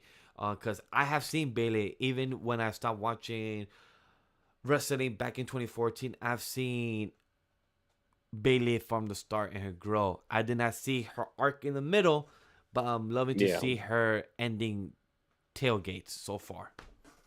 So the biggest thing with Io and Bailey's match, and I kind of think about Triple H's comments during the press conference. It's like people whenever they look at the four horsemen women, they usually tend to like kind of put Bailey on the back burner with it, or sometimes it's interchangeable with like her and Becky, but like they a lot of the times they do put Bailey on the back burner because it's like, okay, well, she's not as good as the others, blah blah blah. But like, I think Triple H put it very well together, where it's just like she is the foundation of what the four horsemen women were all about, and you can kind of see that just in her work with Damage Control. Like that whole faction was built mainly to build up Io and Dakota. And think what you want about Io's title reign, whether it should have been better, it should have been, this should have been that, whatever. That's besides the point. That's us, talking about what we know in hindsight now. But Bailey's job with Damage Control was to uplift Io and Dakota. And that's something that like I've noticed a lot of good champions have been doing. Like Io's been kind of doing that with her matches. Like her match with Machine, for example. I think we had watched that here on a sidecast, Vash. Yes. Like Machine did pretty good in that match, right? I would say she did pretty good, right? Yeah, I mean, she she was didn't good. win, but She gave her highlights of what she could do. This is her yeah. year. Hopefully, we can see more in the limelight of the next few months. Hmm. And I agree. Like, these champions with Cody as well, he's gonna give moments probably to Ricochet, like other type of superstars that he wants to wrestle, and give moments of where, like, with Ricochet saying that he believes that he's on top. And chat, by the way, I'm sorry, but the light. I've been live for 6 hours and 48 minutes. My eyes are tired. Yeah. We had enough light for the sidecast. We had enough light for the show itself. The show will be Hmm. wrapping in the next 30, 40 minutes. We're good on the Yeah. love lighting. Don't worry. But Don't worry. I agree with what you're saying. With Bayley, Hmm. she will be showing the next up and coming with our superstars, being with Yeah. what it's coming. Like, I can't wait to see maybe Bayley versus Tiffany or something like that will be coming up in the next few months as well. Like, those matches Hmm. will be phenomenal. Or even Io versus Tiffany, two high flyers doing their own moves and working together. Like, that is just will be a miracle Yeah. worker. Dakota versus Zelina Vega, and they're friends in real life. They could also cook something as well. Like, I'm waiting for Hunter to announce a mid card title for the woman to go from brand to Hmm. brand, where they have Dakota, Zelina, all these girls, Zoe Stark, all these girls that are meant for a title raise to start in the mid card and then go for the main card of said perspective show. Because I cannot Right. wait for that. Because, like you said, we have Mitchin and the other superstars I just mentioned that deserves to be recognized and to be highlighted. And like and kind of to get that back to my point with it, it's like Bailey has this attitude of elevating the next stars and all that. And I kind of thought about this today. It was it was actually kind of while I was watching the Ilya Dragunov match. It's like we have these champions now, like Ilya Dragunov, like Io's kind of done this too with some people, but it's like Gunther as well. You can throw into this, but it's like we have these dominant champions. We have these champions that are holding these belts for quite a long time, and what they're doing with their title defenses. It's like, yeah, you want to believe that X person's gonna win that match. Like, oh, I want to believe that LA Knight's gonna defeat Roman Reigns, but they end up not doing that. But what ends up happening is the champion is able to elevate that person.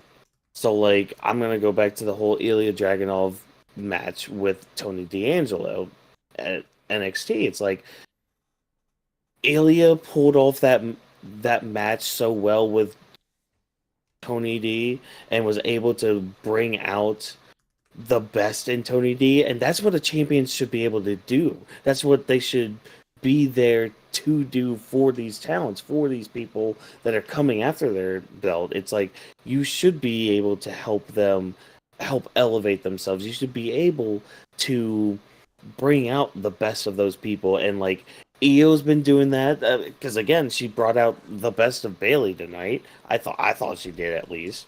You know, we've been getting this lately with our champions. Again, I'll name drop Ilya again. Gunther the same thing with his match with Sami Zayn. Like it took a middle rope brainbuster from Sami Zayn onto the turnbuckle to like. Quick thing. Go ahead. Analogy towards what you just said right now. It just triggered me a perfect analogy. Sami Zayn of when he was bouncing on the ring, he was hyping himself up. That trigger in memory right now. It reminds me of how Luffy just this weekend, the drums of liberation was bouncing in him to fight Lucci. I'm not gonna say anymore, Chet, because I know I'm not even cut up. It was on my timeline. Trust me, I was mad I saw it, but guess what? I saw that 2-minute clip. I don't give a F. I just saw that. But seeing that reminded me of what Sammy was. My man was bouncing around the ring. I'm like, what is this boy doing?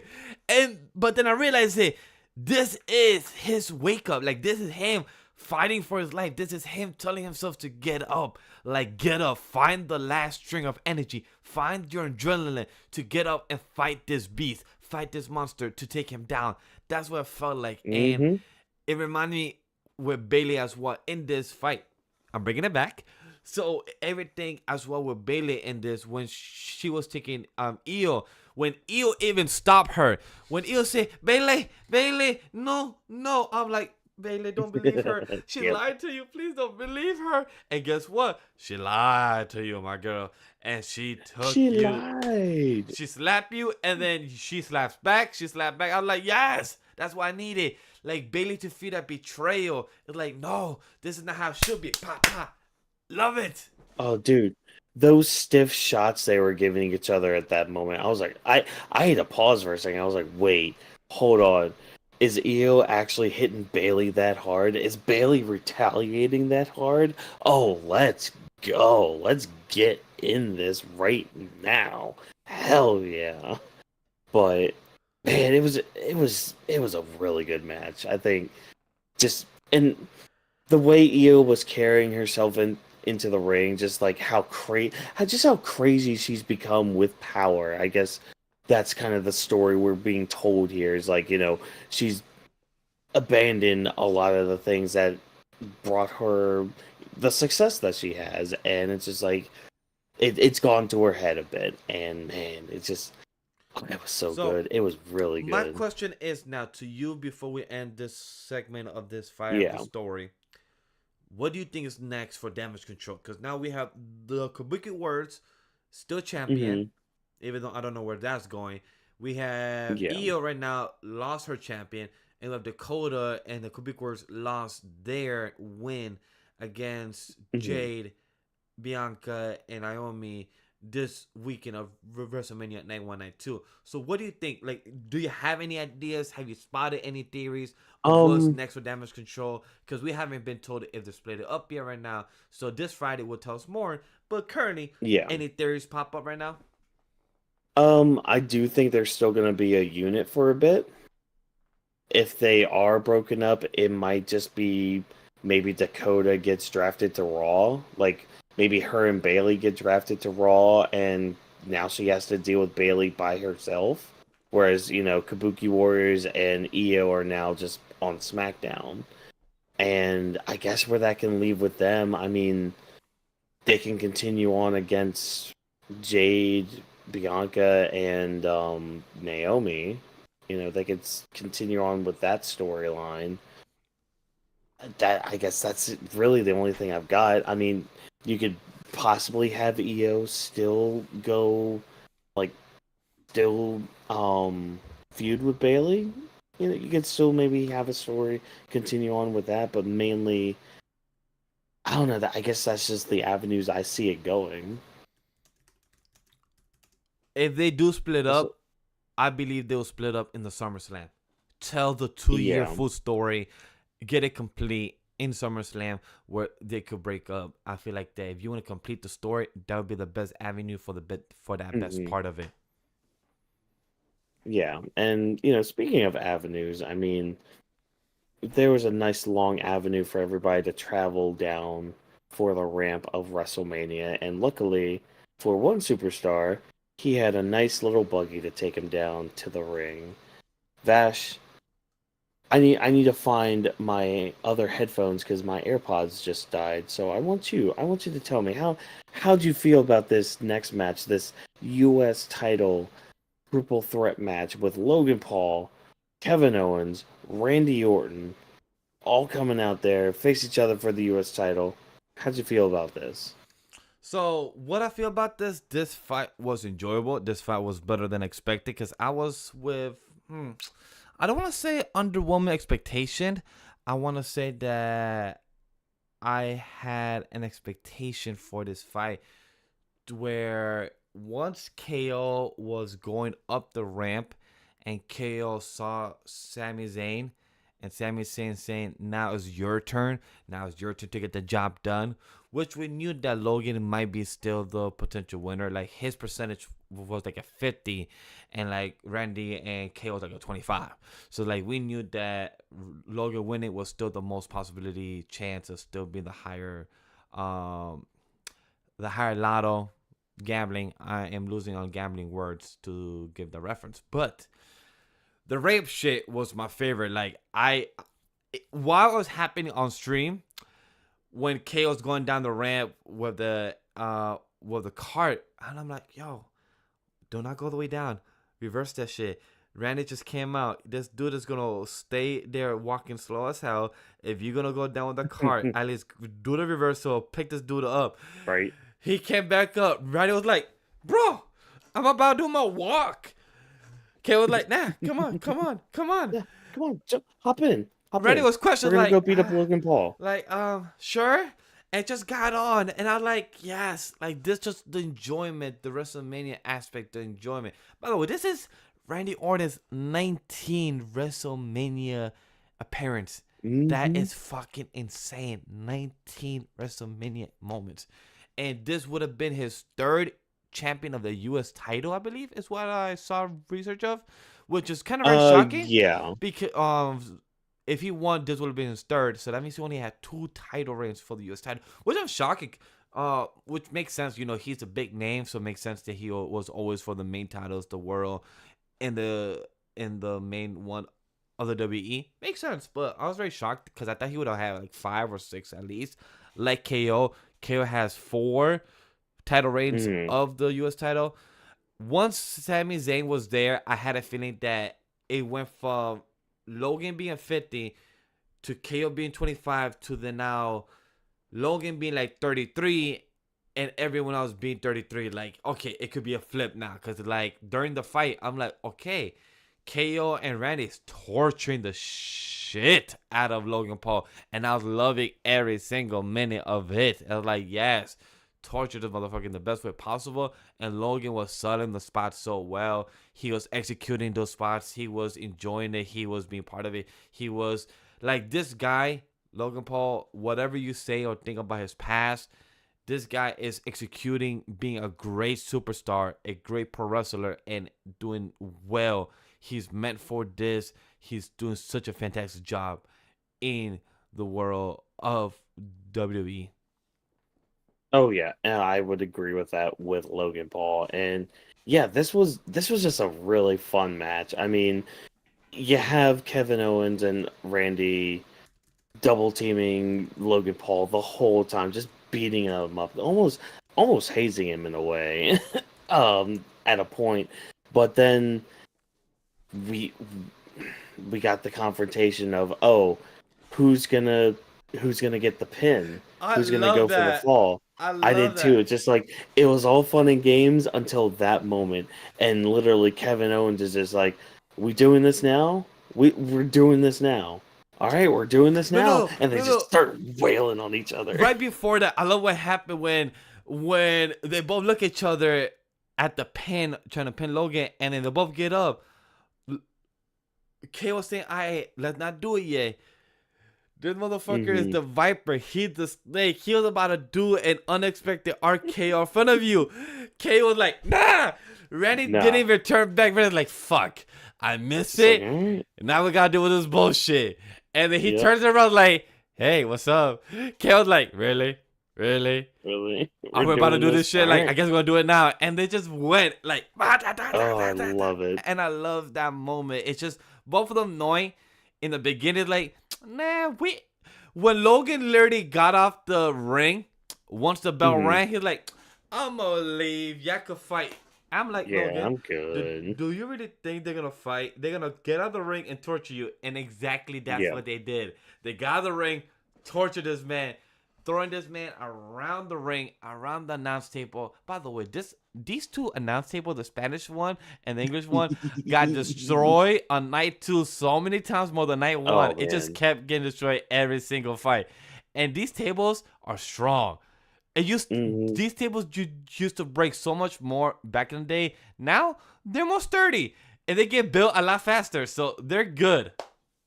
Oh yeah, they have the super glue ready. They have that ready for each and every announce table spot, especially the Spanish announce table. They just have them ready. They have their own little elevator that just comes up. They brush away the debris and then new table. There it is. I know, Sydney. I made a weird, funny sound. Deal with it. Oh man, but yeah, I mean, it was just fun. Like, we had finishers galore at the end. Obviously, Randy pulling out some fun RKO spots. I'm not gonna lie. I almost thought he was gonna get the punt. I thought he was gonna get that punt. I thought too. In. I'm like, wait a minute, we have not seen the punt from him in so long, and I like what he did. Remember when he tweeted a couple days ago? He said he wants to do a crazy RKO or a crazy move that he's never done. The being lifted from a power bomb to an RKO was fantastic. I thought my theory was that he's gonna do an RKO on both Logan and KO at the same time. That was my theory. But the power bomb lift up in the air to an RKO, it was phenomenal. Dude, it was awesome. I want to say he's done a double RKO like that before. Like I want to say yes. I can't recall. Hey, I can search on YouTube. Though. YouTube will probably have it. There will be a title for that. By the way, if you have not seen Randy Orton reaction to Paul Heyman's speech, please go search on Twitter or YouTube. His reaction towards a certain line of what Paul Heyman said during his speech. I'm not gonna repeat it here. Go find it yourself. We are professionals. We're trying to keep it nice and safe here on our shows. So go check that out because Randy's expression, his reaction was genuine. He was like, what? And just looking around at the boss like, what you thinking, boss? Just know if you have a trash take on anything, I will use that clip. I will use it. Oh, many people are going to start using that one. He went. You can. Just, the way he says it, too, just. Oh, go look up the clip. Go look up every angle of that clip. And you might want to watch it like a few times because, like, you catch, like, Randy's reactions. Yes. There's Cody and Rhea reacting. I think there's Austin Theory reacting in the back. Also, Bayley as well and Drew at the corner. Yep. Oh my God, everyone's reaction was phenomenal. I wish, again, the camera was on the audience of the wrestlers on the stage as well. But Randy, KO, you guys elevated Logan Paul. You guys gave him a great match. Yeah. He is going to give a good talking shit moment on Friday Night SmackDown. Also, he knew how to control the crowd. He's getting better Hmm. at it. Knowing that the crowd is hating him, knowing the crowd is booing him, he knows he's starting to learn how to feel the energy, response to Yeah. them, and continue going along with it. So he's really growing with this. By the way, chat, I know you might not. Chat, I think said it above Dark Arrow about Speed. Um, I don't watch his content. I'm aware of him as a content creator. I don't know too much of it. Other than that, it was a great moment for him. Randy barking was something I didn't expect I'll be getting on my bingo Nope. card. Like once I heard, like, if anything, I would get a reaction of me and then just put the sides by side of the Makima meme, because that's what I was getting. When Randy was barking, the roof roof or woof woof, it felt like the Makima memes of Oh everyone my God, yes. woofing for her, barking for her because of the manga. That's what I was getting at. I did not expect that, but it was hilarious to see. Look, Randy's just a big Makima fan. That's it. That's it. That's the tweet. Like, I don't know. I don't know what more to say about this match. It's just it was just a lot of fun. Like I just had fun, and that at the end of the day, that should be what pro wrestling is. It should just be fun. It should be fun. It should be what it is, and it should tell the story for what it was. Because you know what was fun, and it's 3 words. Let's say it together, Watkins. L.A. Night. Yeah. It was 4 words. 4 words. Yes, it was L.A. Knight versus AJ Styles. Yo, Great match. AJ with the new music. AJ with Yes, the new new music. music. I Like didn't expect that that. was a bop. That was a banger. I'm a fan of that one. Like, I mean, I loved his old music. I loved how he had that, but I mean, it was about time for a change. He even mentioned it. I think it was in an interview, or it I, was during like the Fanatic signing yeah, he was I in. I think he tweeted Yeah, it as well. He's saying new I music or think so. something like Yeah. that, and then he spoke about it briefly as well during the week. Hmm. Yeah, it was because he had mentioned it's just like, okay, first of all, he's had this song since 2016 when he debuted, so already it's like been almost 8 years since he's had it. Wow, time flies. And so it's just like, okay, well, time for a change because hey, the music doesn't really fit the style I am right now. It doesn't fit the character of this AJ Styles, and this new track does. Yo, It most definitely I'm does. glad what AJ Styles said, because it shows to the other wrestlers. Because one of our biggest complaint of the Royal Rumble this year was a lot of the wrestlers and the women wrestlers don't have a significant song that pops out Mhm. for them. Is what makes them, when they first come out, has the audience grows with them. So this show a lot. Congrats for LA Knight in this win, in this W. They put on a Okay. great match. A solid, I'll give it top of my head, solid 4 out of 5. I would have liked Dude, it to go a bit longer for the feud, because if it was a last man standing or it had a stipulation, it would have been better or preferred to me, because it would have added mhm. more layers. However, phenomenal match overall, because at the end, when he was taking off the protected mat, I thought AJ Styles was gonna go on it, but nope. LA Oh. Knight is the one that went out. I was like, oh shit. But makes sense. Like whenever you're the one that takes off something, you're the one that's gonna get the burn. Yeah. And like this match and this feud itself, it's one of those ones where you can revisit anytime you want because like they could most certainly just keep going with it from here. We could get that stipulation when we eventually get to like I don't know, Extreme Rules. I mean, I know Backlash is next, but we could do a stipulation match there. That'd be cool. But yeah, no, this is one of those feuds again. You can just go back to. It could be months down the line. It's just like, oh, hey, remember AJ Styles versus LA Knight? Yeah, they hate each other still. Let's watch them has a fight. But yeah, no, just the last few minutes too, where they're just countering everything, and then it eventually just gets to LA Knight, he hits his finisher finally and ends it. I mean, this was a straight up fight. It was a blood feud, and I loved every second of it. I honestly laughed in the beginning when my boy LA Knight came in to drop off a car keys to the front row. Well, so that was the winner of the Slim Jim contest. Yes, which I thought Which I was hoping it was gonna be you. I'll be like, oh, Slim Jim, God, man, Walker's gonna get a car and be at WrestleMania.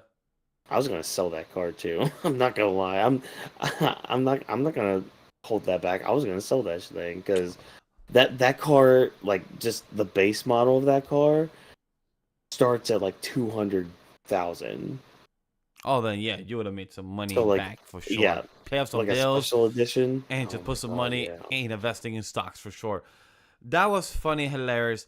Right. I thought when he was giving the promo of him walking in and with a Slim Jim and everything, and then saying that he's gonna do 2 BFTs, I didn't expect that once LA and I executed the first BFT, I didn't expect that he was gonna win right after. I honestly thought I was gonna be wrong because I thought he was gonna get a BFT a second time, then execute the win. I didn't expect the first one, then boom, win right there. Yeah, I was expecting another one as well, along the same lines that you said, because he said he was going to give him two, but no, just one. All right, fine, whatever. Man, it was. I don't know. This was just a really solid match. I mean, again, just the way they moved in the ring, the ring psychology they were doing, the whole story they were telling of, AJ's, again, he's going after the knee, making sure making sure LA can't stand up, can't move or anything. And Oh yeah, that hurt.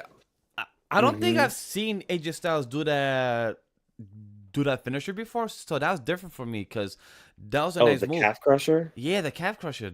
That was pretty interesting. Yeah, that one's good. I did like how, later on in the match he took down like LA's knee pad and then drop kicked it into the side of the ring. That was a nice touch. So again, it's the little things like that really make a match so much more. But yeah, again, this is one of those Mania matches, one of those Mania feuds that could have legs on it just later on down the road. And even if you want to continue it into Backlash, that there's enough story to keep it going. Yeah, I am shocked for the story of LA Knight and AJ Styles executed a lot better than Jay and Jamie. I'm sorry, guys. I'm gonna still continue throwing shade towards that. Well, it's fine. It's all good. You're not going to get any backlash from here. Yeah, who knows? Some people Yeah. probably felt that match was good, but if you do, it's like I gotta question your opinion. But I'm glad for my boy for LA Knight. Yeah. Nah, I'm happy he picked up the win. Again, I wish both my boys didn't have to fight each other. Yeah, I wish same. didn't, but I fuck with AJ Styles, but I'm like, what's next for AJ Styles? Is AJ Styles gonna go for the U.S. title, get something a little different, help Logan Paul execute? Because in this past couple of days, AJ Styles did say that he is in his last legs for his career. yeah. So we have the next probably maximum 5 years, minimum 2-3 years of his career left for AJ Styles. So we gotta enjoy what's last because guys, our older generation of wrestlers are coming to his last legs, and we're gonna get to the new regime of the new faces very soon. Yeah. And I mean, especially with a match like this, like again, AJ he's just like butter, like melted butter on the ring canvas. He's just that smooth and that good in the ring. But part of it too is making his opponents look good, and he made LA Knight look like an A+ player. Just the way they crafted it, their spots, the way that they told their story, how they told their story, and all that. Like even like the count out victory part of it, where like LA got in just at the nick of time to continue the match. Like that spot worked really well, and just again, kudos to AJ. you're probably going to be going on your final run here soon, and I really hope it's a good one because you rightfully deserve it as probably the best in the world right now. I don't know about that. Well, look. I'm about to say, Look, man, he's we'll coming back have very that match soon. eventually. Yeah, soon. Oh man, don't But give me hey, hope for that one. you know what Don't give we me could hope talk with about that very one. soon? Last match of the night. The Mm. Final Testament versus the Pride. AKA, the Pride doesn't even get mentioned. They keep calling it the Bobby Lashley and the Street Profits Bobby's in the with boys. B-Fab. I'm like, bro, so what's the point of you guys wearing a sweater this past Friday and calling it the Pride? I'm a bit confused here. Mhm. Yeah, me too. It's just like, if we're gonna give them a name, let's keep them known as the name. Like, we can't just continuously be like Bobby Lashley and the boys. It's like, well, no, there's more than that. You could call them something. They could be known as something. No, the Bobby Lashley and the boys, but the Pride. You keep mentioning the Pride. We're not in Lion King right now. Like, this is the Pride. We need to have that name. No, it's just Bobby and the boys. It's like that, but that's not a name. You're just it's just Bobby Lashley with the Street Profits. They should be a tight knit group. No name.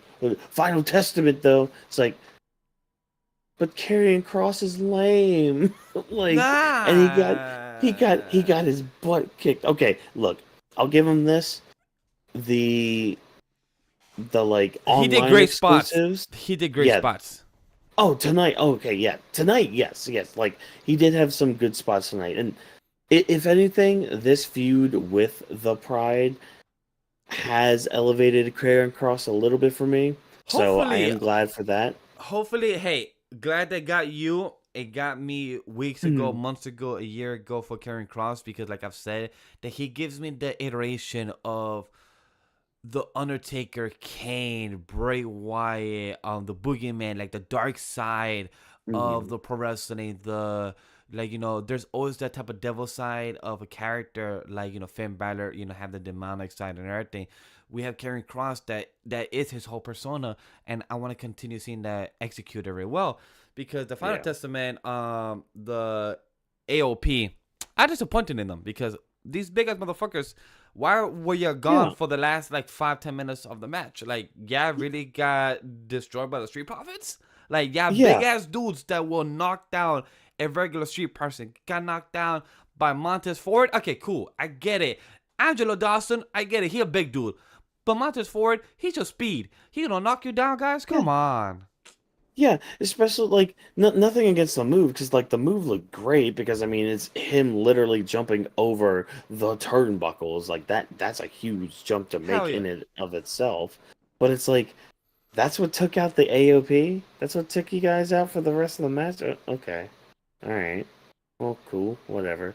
Like, but again, we got the high pace, high like strong action from everybody in there, but like kind of the biggest parts of this match weren't really the participants that we knew were going to be in the match.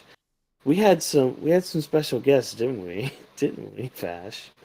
We had a special guest referee in Bubba Ray Dudley. Yes. So that was great. Hey, we're in Philly, catered to those ECW crowds. A big shout out to the commentary of CM Punk. He was good. He was a good commentary. But I'm sorry, someone was better. There's someone slightly better, and I don't know if he was he was probably a bit busy in the green room with the sponsorship that gin and juice and the other greens in the room. Yeah. He was busy.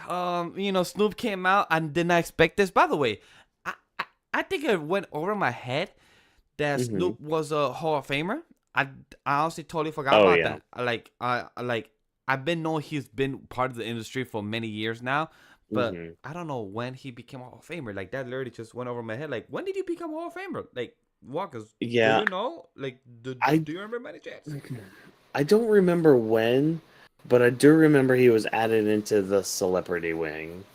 I just don't remember when, to be honest. Okay, I'd cool. have to look it up. But like we just said, Snoop Dogg was on the commentary, and that added Yeah, so much more to it. I had so much fun. The way he actually was dissecting the fight, that actually got me shook. It's like, wait, is Snoop actually breaking down the fight? Like, I'm here just hearing it, and I'm like, Snoop is actually giving the details, and I'm actually interested. All I needed was not to be on air and just having my little nice little greens as well, and just be like, yes, Snoop, I totally understand this. I'm in your zone. I'm in your head. I'm understanding the dissecting of the fight between them. Chat, I don't think you understand just like the level of intense just listening to this man on commentary, mainly during that point. Like, I just remember he's literally starts analyzing, like, I think it was like Karrion Kross or Bobby Lashley. I forgot who he was, but like, just, and it's very short. It's like maybe 30 seconds, 30 or 45 seconds of him just like starting to analyze everything. It's just like, wait a minute, you actually know terminology. You actually kind of know something. Well, his Snoop, cousin. tell me. Well, his cousin Yeah. is in the pro wrestling. Monet. True. Mercedes Money. Monet. So like CEO Money. So it's like he has to be involved or know to some extent. He's been part of the industry of WE pro wrestling for a while now. So I'm glad to see that he's actually invested. Like he's actually wanted to be part of this. I'm glad the fight of this one was not sponsored by the chicken wings. That last night sponsorship was for a certain fight. Oh no, I forgot, dude. Okay, so Like, we actually, why I did it have to be actually on a... ordered Wingstop for food that night too, which is the crazy part. Like, I had ordered Wingstop, and then as soon as it got there was when this match started. And it's just like, this match is sponsored by Wingstop. I'm like, okay, first of all, how did y'all know I got Wingstop? Second of all, why this match of all matches? Right, it's like, okay, cool. I guess we get the Asians that are also known for Korean barbecue chicken and other type of food style that's made in that style of chicken. And then we got the blacks for the chicken wings. Like, do we really need to give the little, like really the subtle type of, like really that type of comment? And then the Hispanics match yesterday, the sponsorship as one for that one. Questionable sponsorships for night one. But Triple H, I get it. You need to make your bread. I guess you can't pick and choose, or I guess the sponsorship chose which one they want to be on. Hey, I'm all for it. But for the gin and juice, Snoop Dogg and Dr. Dre, I'm glad Snoop was involved. The match was fun for what it was. Watkins was the only one right for this match winner. It was the Pride. Me and Drop was thinking it was going to be the final testament, was to push them over for Karrion Kross and AOP. Dude. But Karrion Kross got too full of himself, and he got himself hurt by the Dudley doing the move that's been done in the Attitude Era and many times. Dude, Every one time, of the earliest memes I remember is from Scream. From Scream of... What's that? That's the one I always remembered. Oh, wait, you mean the one from Scary Movie? Yes, Scary Movie. Yes, Scary Movie. Yeah. Yes, the comedy one, not the actual horror one.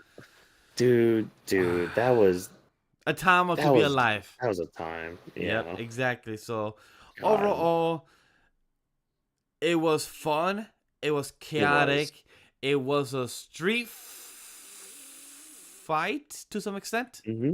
Yeah, kind of. I mean, they build it as a Philadelphia street fight, and it's like, all right, what's gonna make it special about it? Are you gonna throw a cheesesteak at Angelo Dawkins or something? Well, I would say the ECW flair, they gave it that. Oh yeah.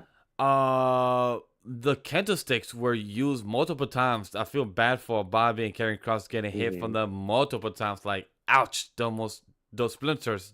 Hopefully none of them got in. Speaking of feeling bad, I feel bad for Scarlett. She went through that table and she was just like, she was done. Like, I'm happy, they even though. like, oh yeah, me too. Yeah, like I'm happy for BFAB and Scarlett to actually get a spot, like they actually Mhm. like gave BFAB a little moment. Like I love how these type of faction have the little girl to be involved. Like the same thing for Maxine Dupree. So I love how all of them have been being part of them with those moments. And for Scarlett and BFAB, right there, knock down the table.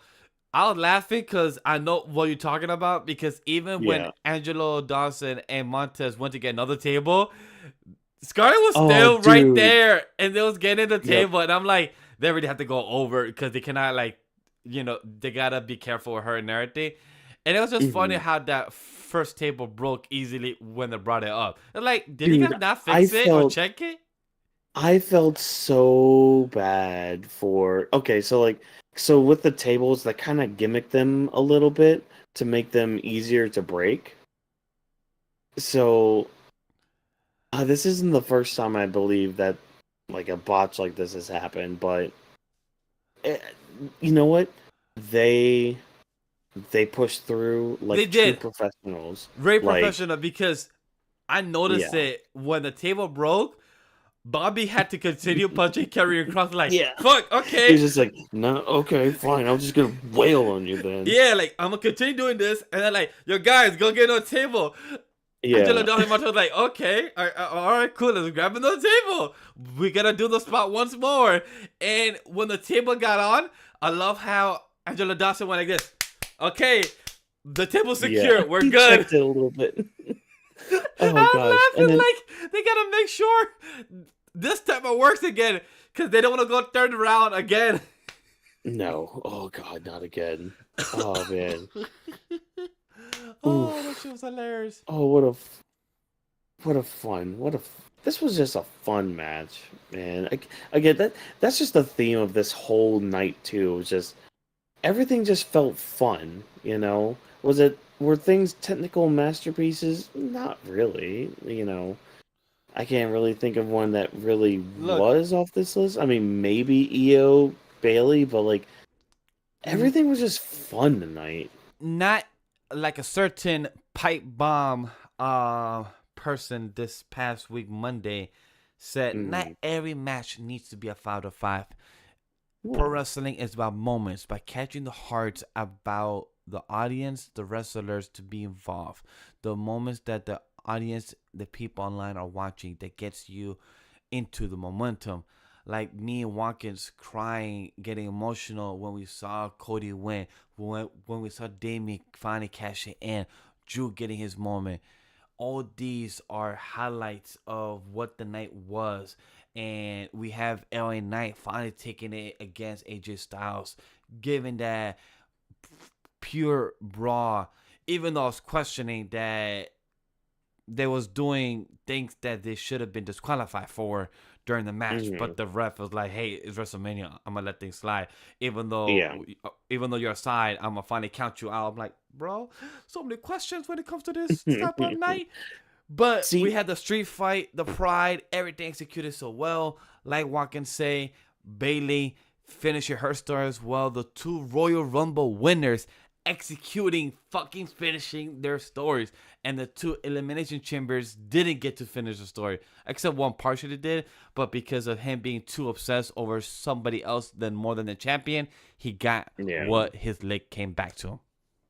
That's what you get for obsessing with things, people. Just don't obsess. Just don't obsess with anything, whether it's a person or a concept, an idea, a story, whatever. Don't be obsessed, because then some guy from Chicago is just gonna lay you out on a table, and you're gonna lose your top possession, and then you're left with nothing. Just disappears. Ah, man. But Like a yes, Thanos snap. so Vash, what would you rate tonight? Oh, 10 out of 10. In a heartbeat, 10 out of Okay, 10. good. Okay, good. 10 out of Good. 10. We don't have to say any more than 10 out of 10 then.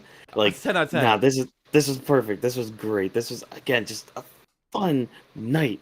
Like, and again that's what wrestling should be. That's what pro wrestling should be. That's what the entertainment that you watch or read or play or whatever. That's what it ultimately should be. It should just be fun. And you should have fun doing it, have fun talking about it, just fun. F is for friends who do stuff together. U is for you and me. And N is for new era of WWE. Trademarking all of that. Take that, SpongeBob. I'm taking your song. This was a beautiful end of an era or regime. Mhm. Like I like to say, this was the, as much as that we will not be saying his name as well.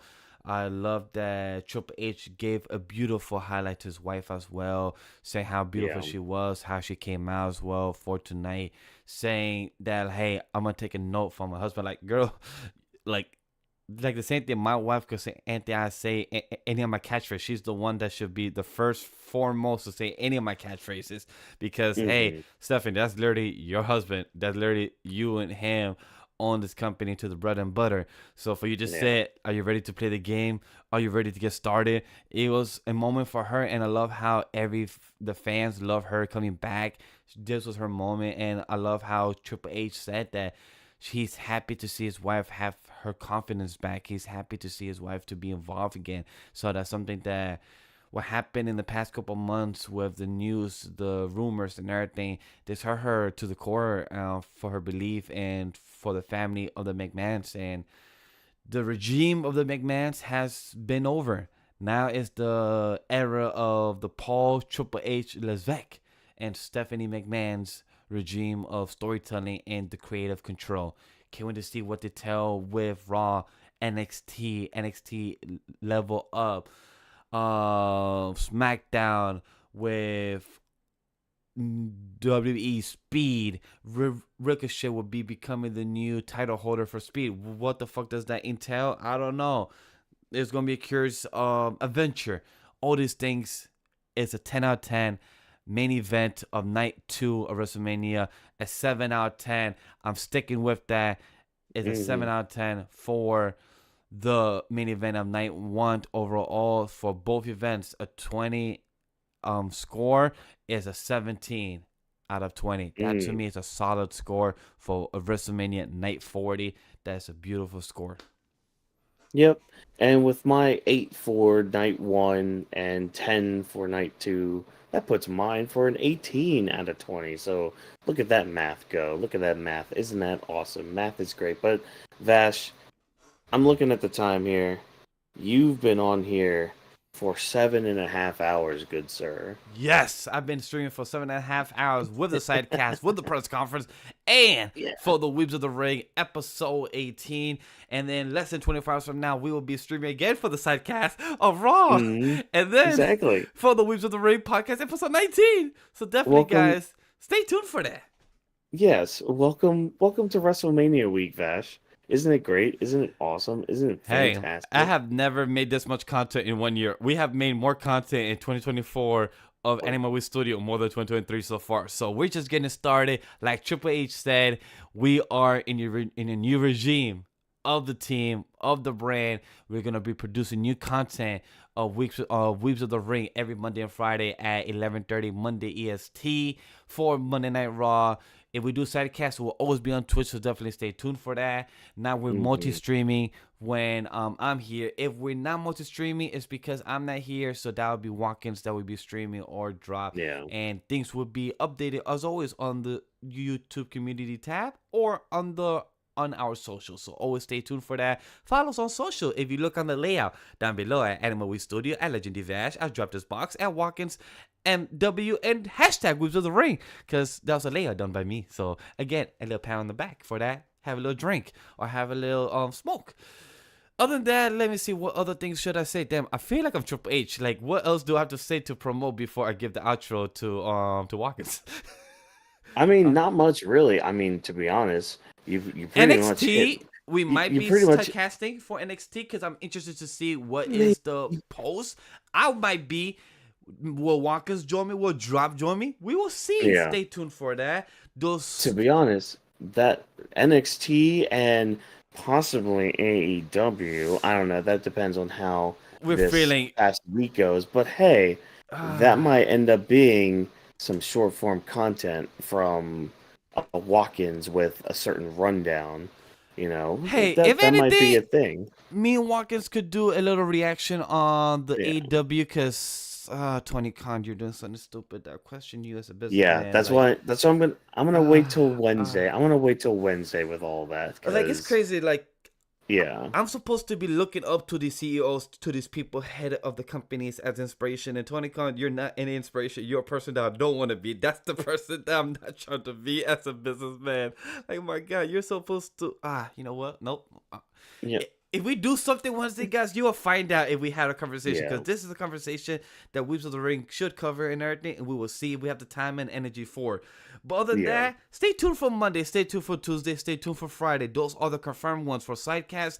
And for definitely for our show of episode 19 and 20 for this Monday and Friday. So stay tuned for that. Other than that, I'm going to give it to the host himself to get us the hell out of here. exactly. And again, with AEW, we'll have that discussion after this past Wednesday. But like Vash said, we're gonna hit the outro here. So thank you so much. As you can hear, my voice is a little tired. So yeah, we definitely are ending this. But thank you so much for taking time out of your busy day, out of your busy schedule, to listen to the Weebs of the Ring podcast. If you enjoyed what we had to say, do exactly what Vash said. Watching this on YouTube, you could see our ads. Go to that. You'll find us there. You could talk to us through there using the hashtag Weebs of the Ring. You'll be able to give us feedback as well, because hey, we're nothing without you guys. Again, we've been pumping out the content. It's out there. Discussions are being had. Growth is happening. It's out there. It's a new era, and we're here for the ride. We're here for it, and we thank you for being part of that. And we would also like to thank our production staff. We had Vash here for 7.5 hours. We had Drop, who showed up for a little bit, able to tell us a little bit about his opinions and all that. You had me joining in just in time for the main event. Oh, it was great. It was awesome. You guys got to see some genuine reactions with this. Thanks always to Rome And plus watching Watkins falling. and that too. Dude, Oh, you're lucky I only fell. You're lucky I only fell. a big shout out Like, to Rome. Much love and blessings. mm, That's all I want to say. A big shout out to yes. Rome. Yep. Thank you for everything you've done, especially the awesome logo. I love it, dude. So big shout out to you. Big shout out to Jokester coming back from his trip soon. So gaming content returning fairly soon to a streaming site near year. And as well as JB and Abe for everything you guys do in the back. So thank you guys so much again for joining us. And remember, no stunt grannies were ever harmed in the recording of this podcast. Especially you, Mama Rhodes. Thank you. Have a good night, everybody.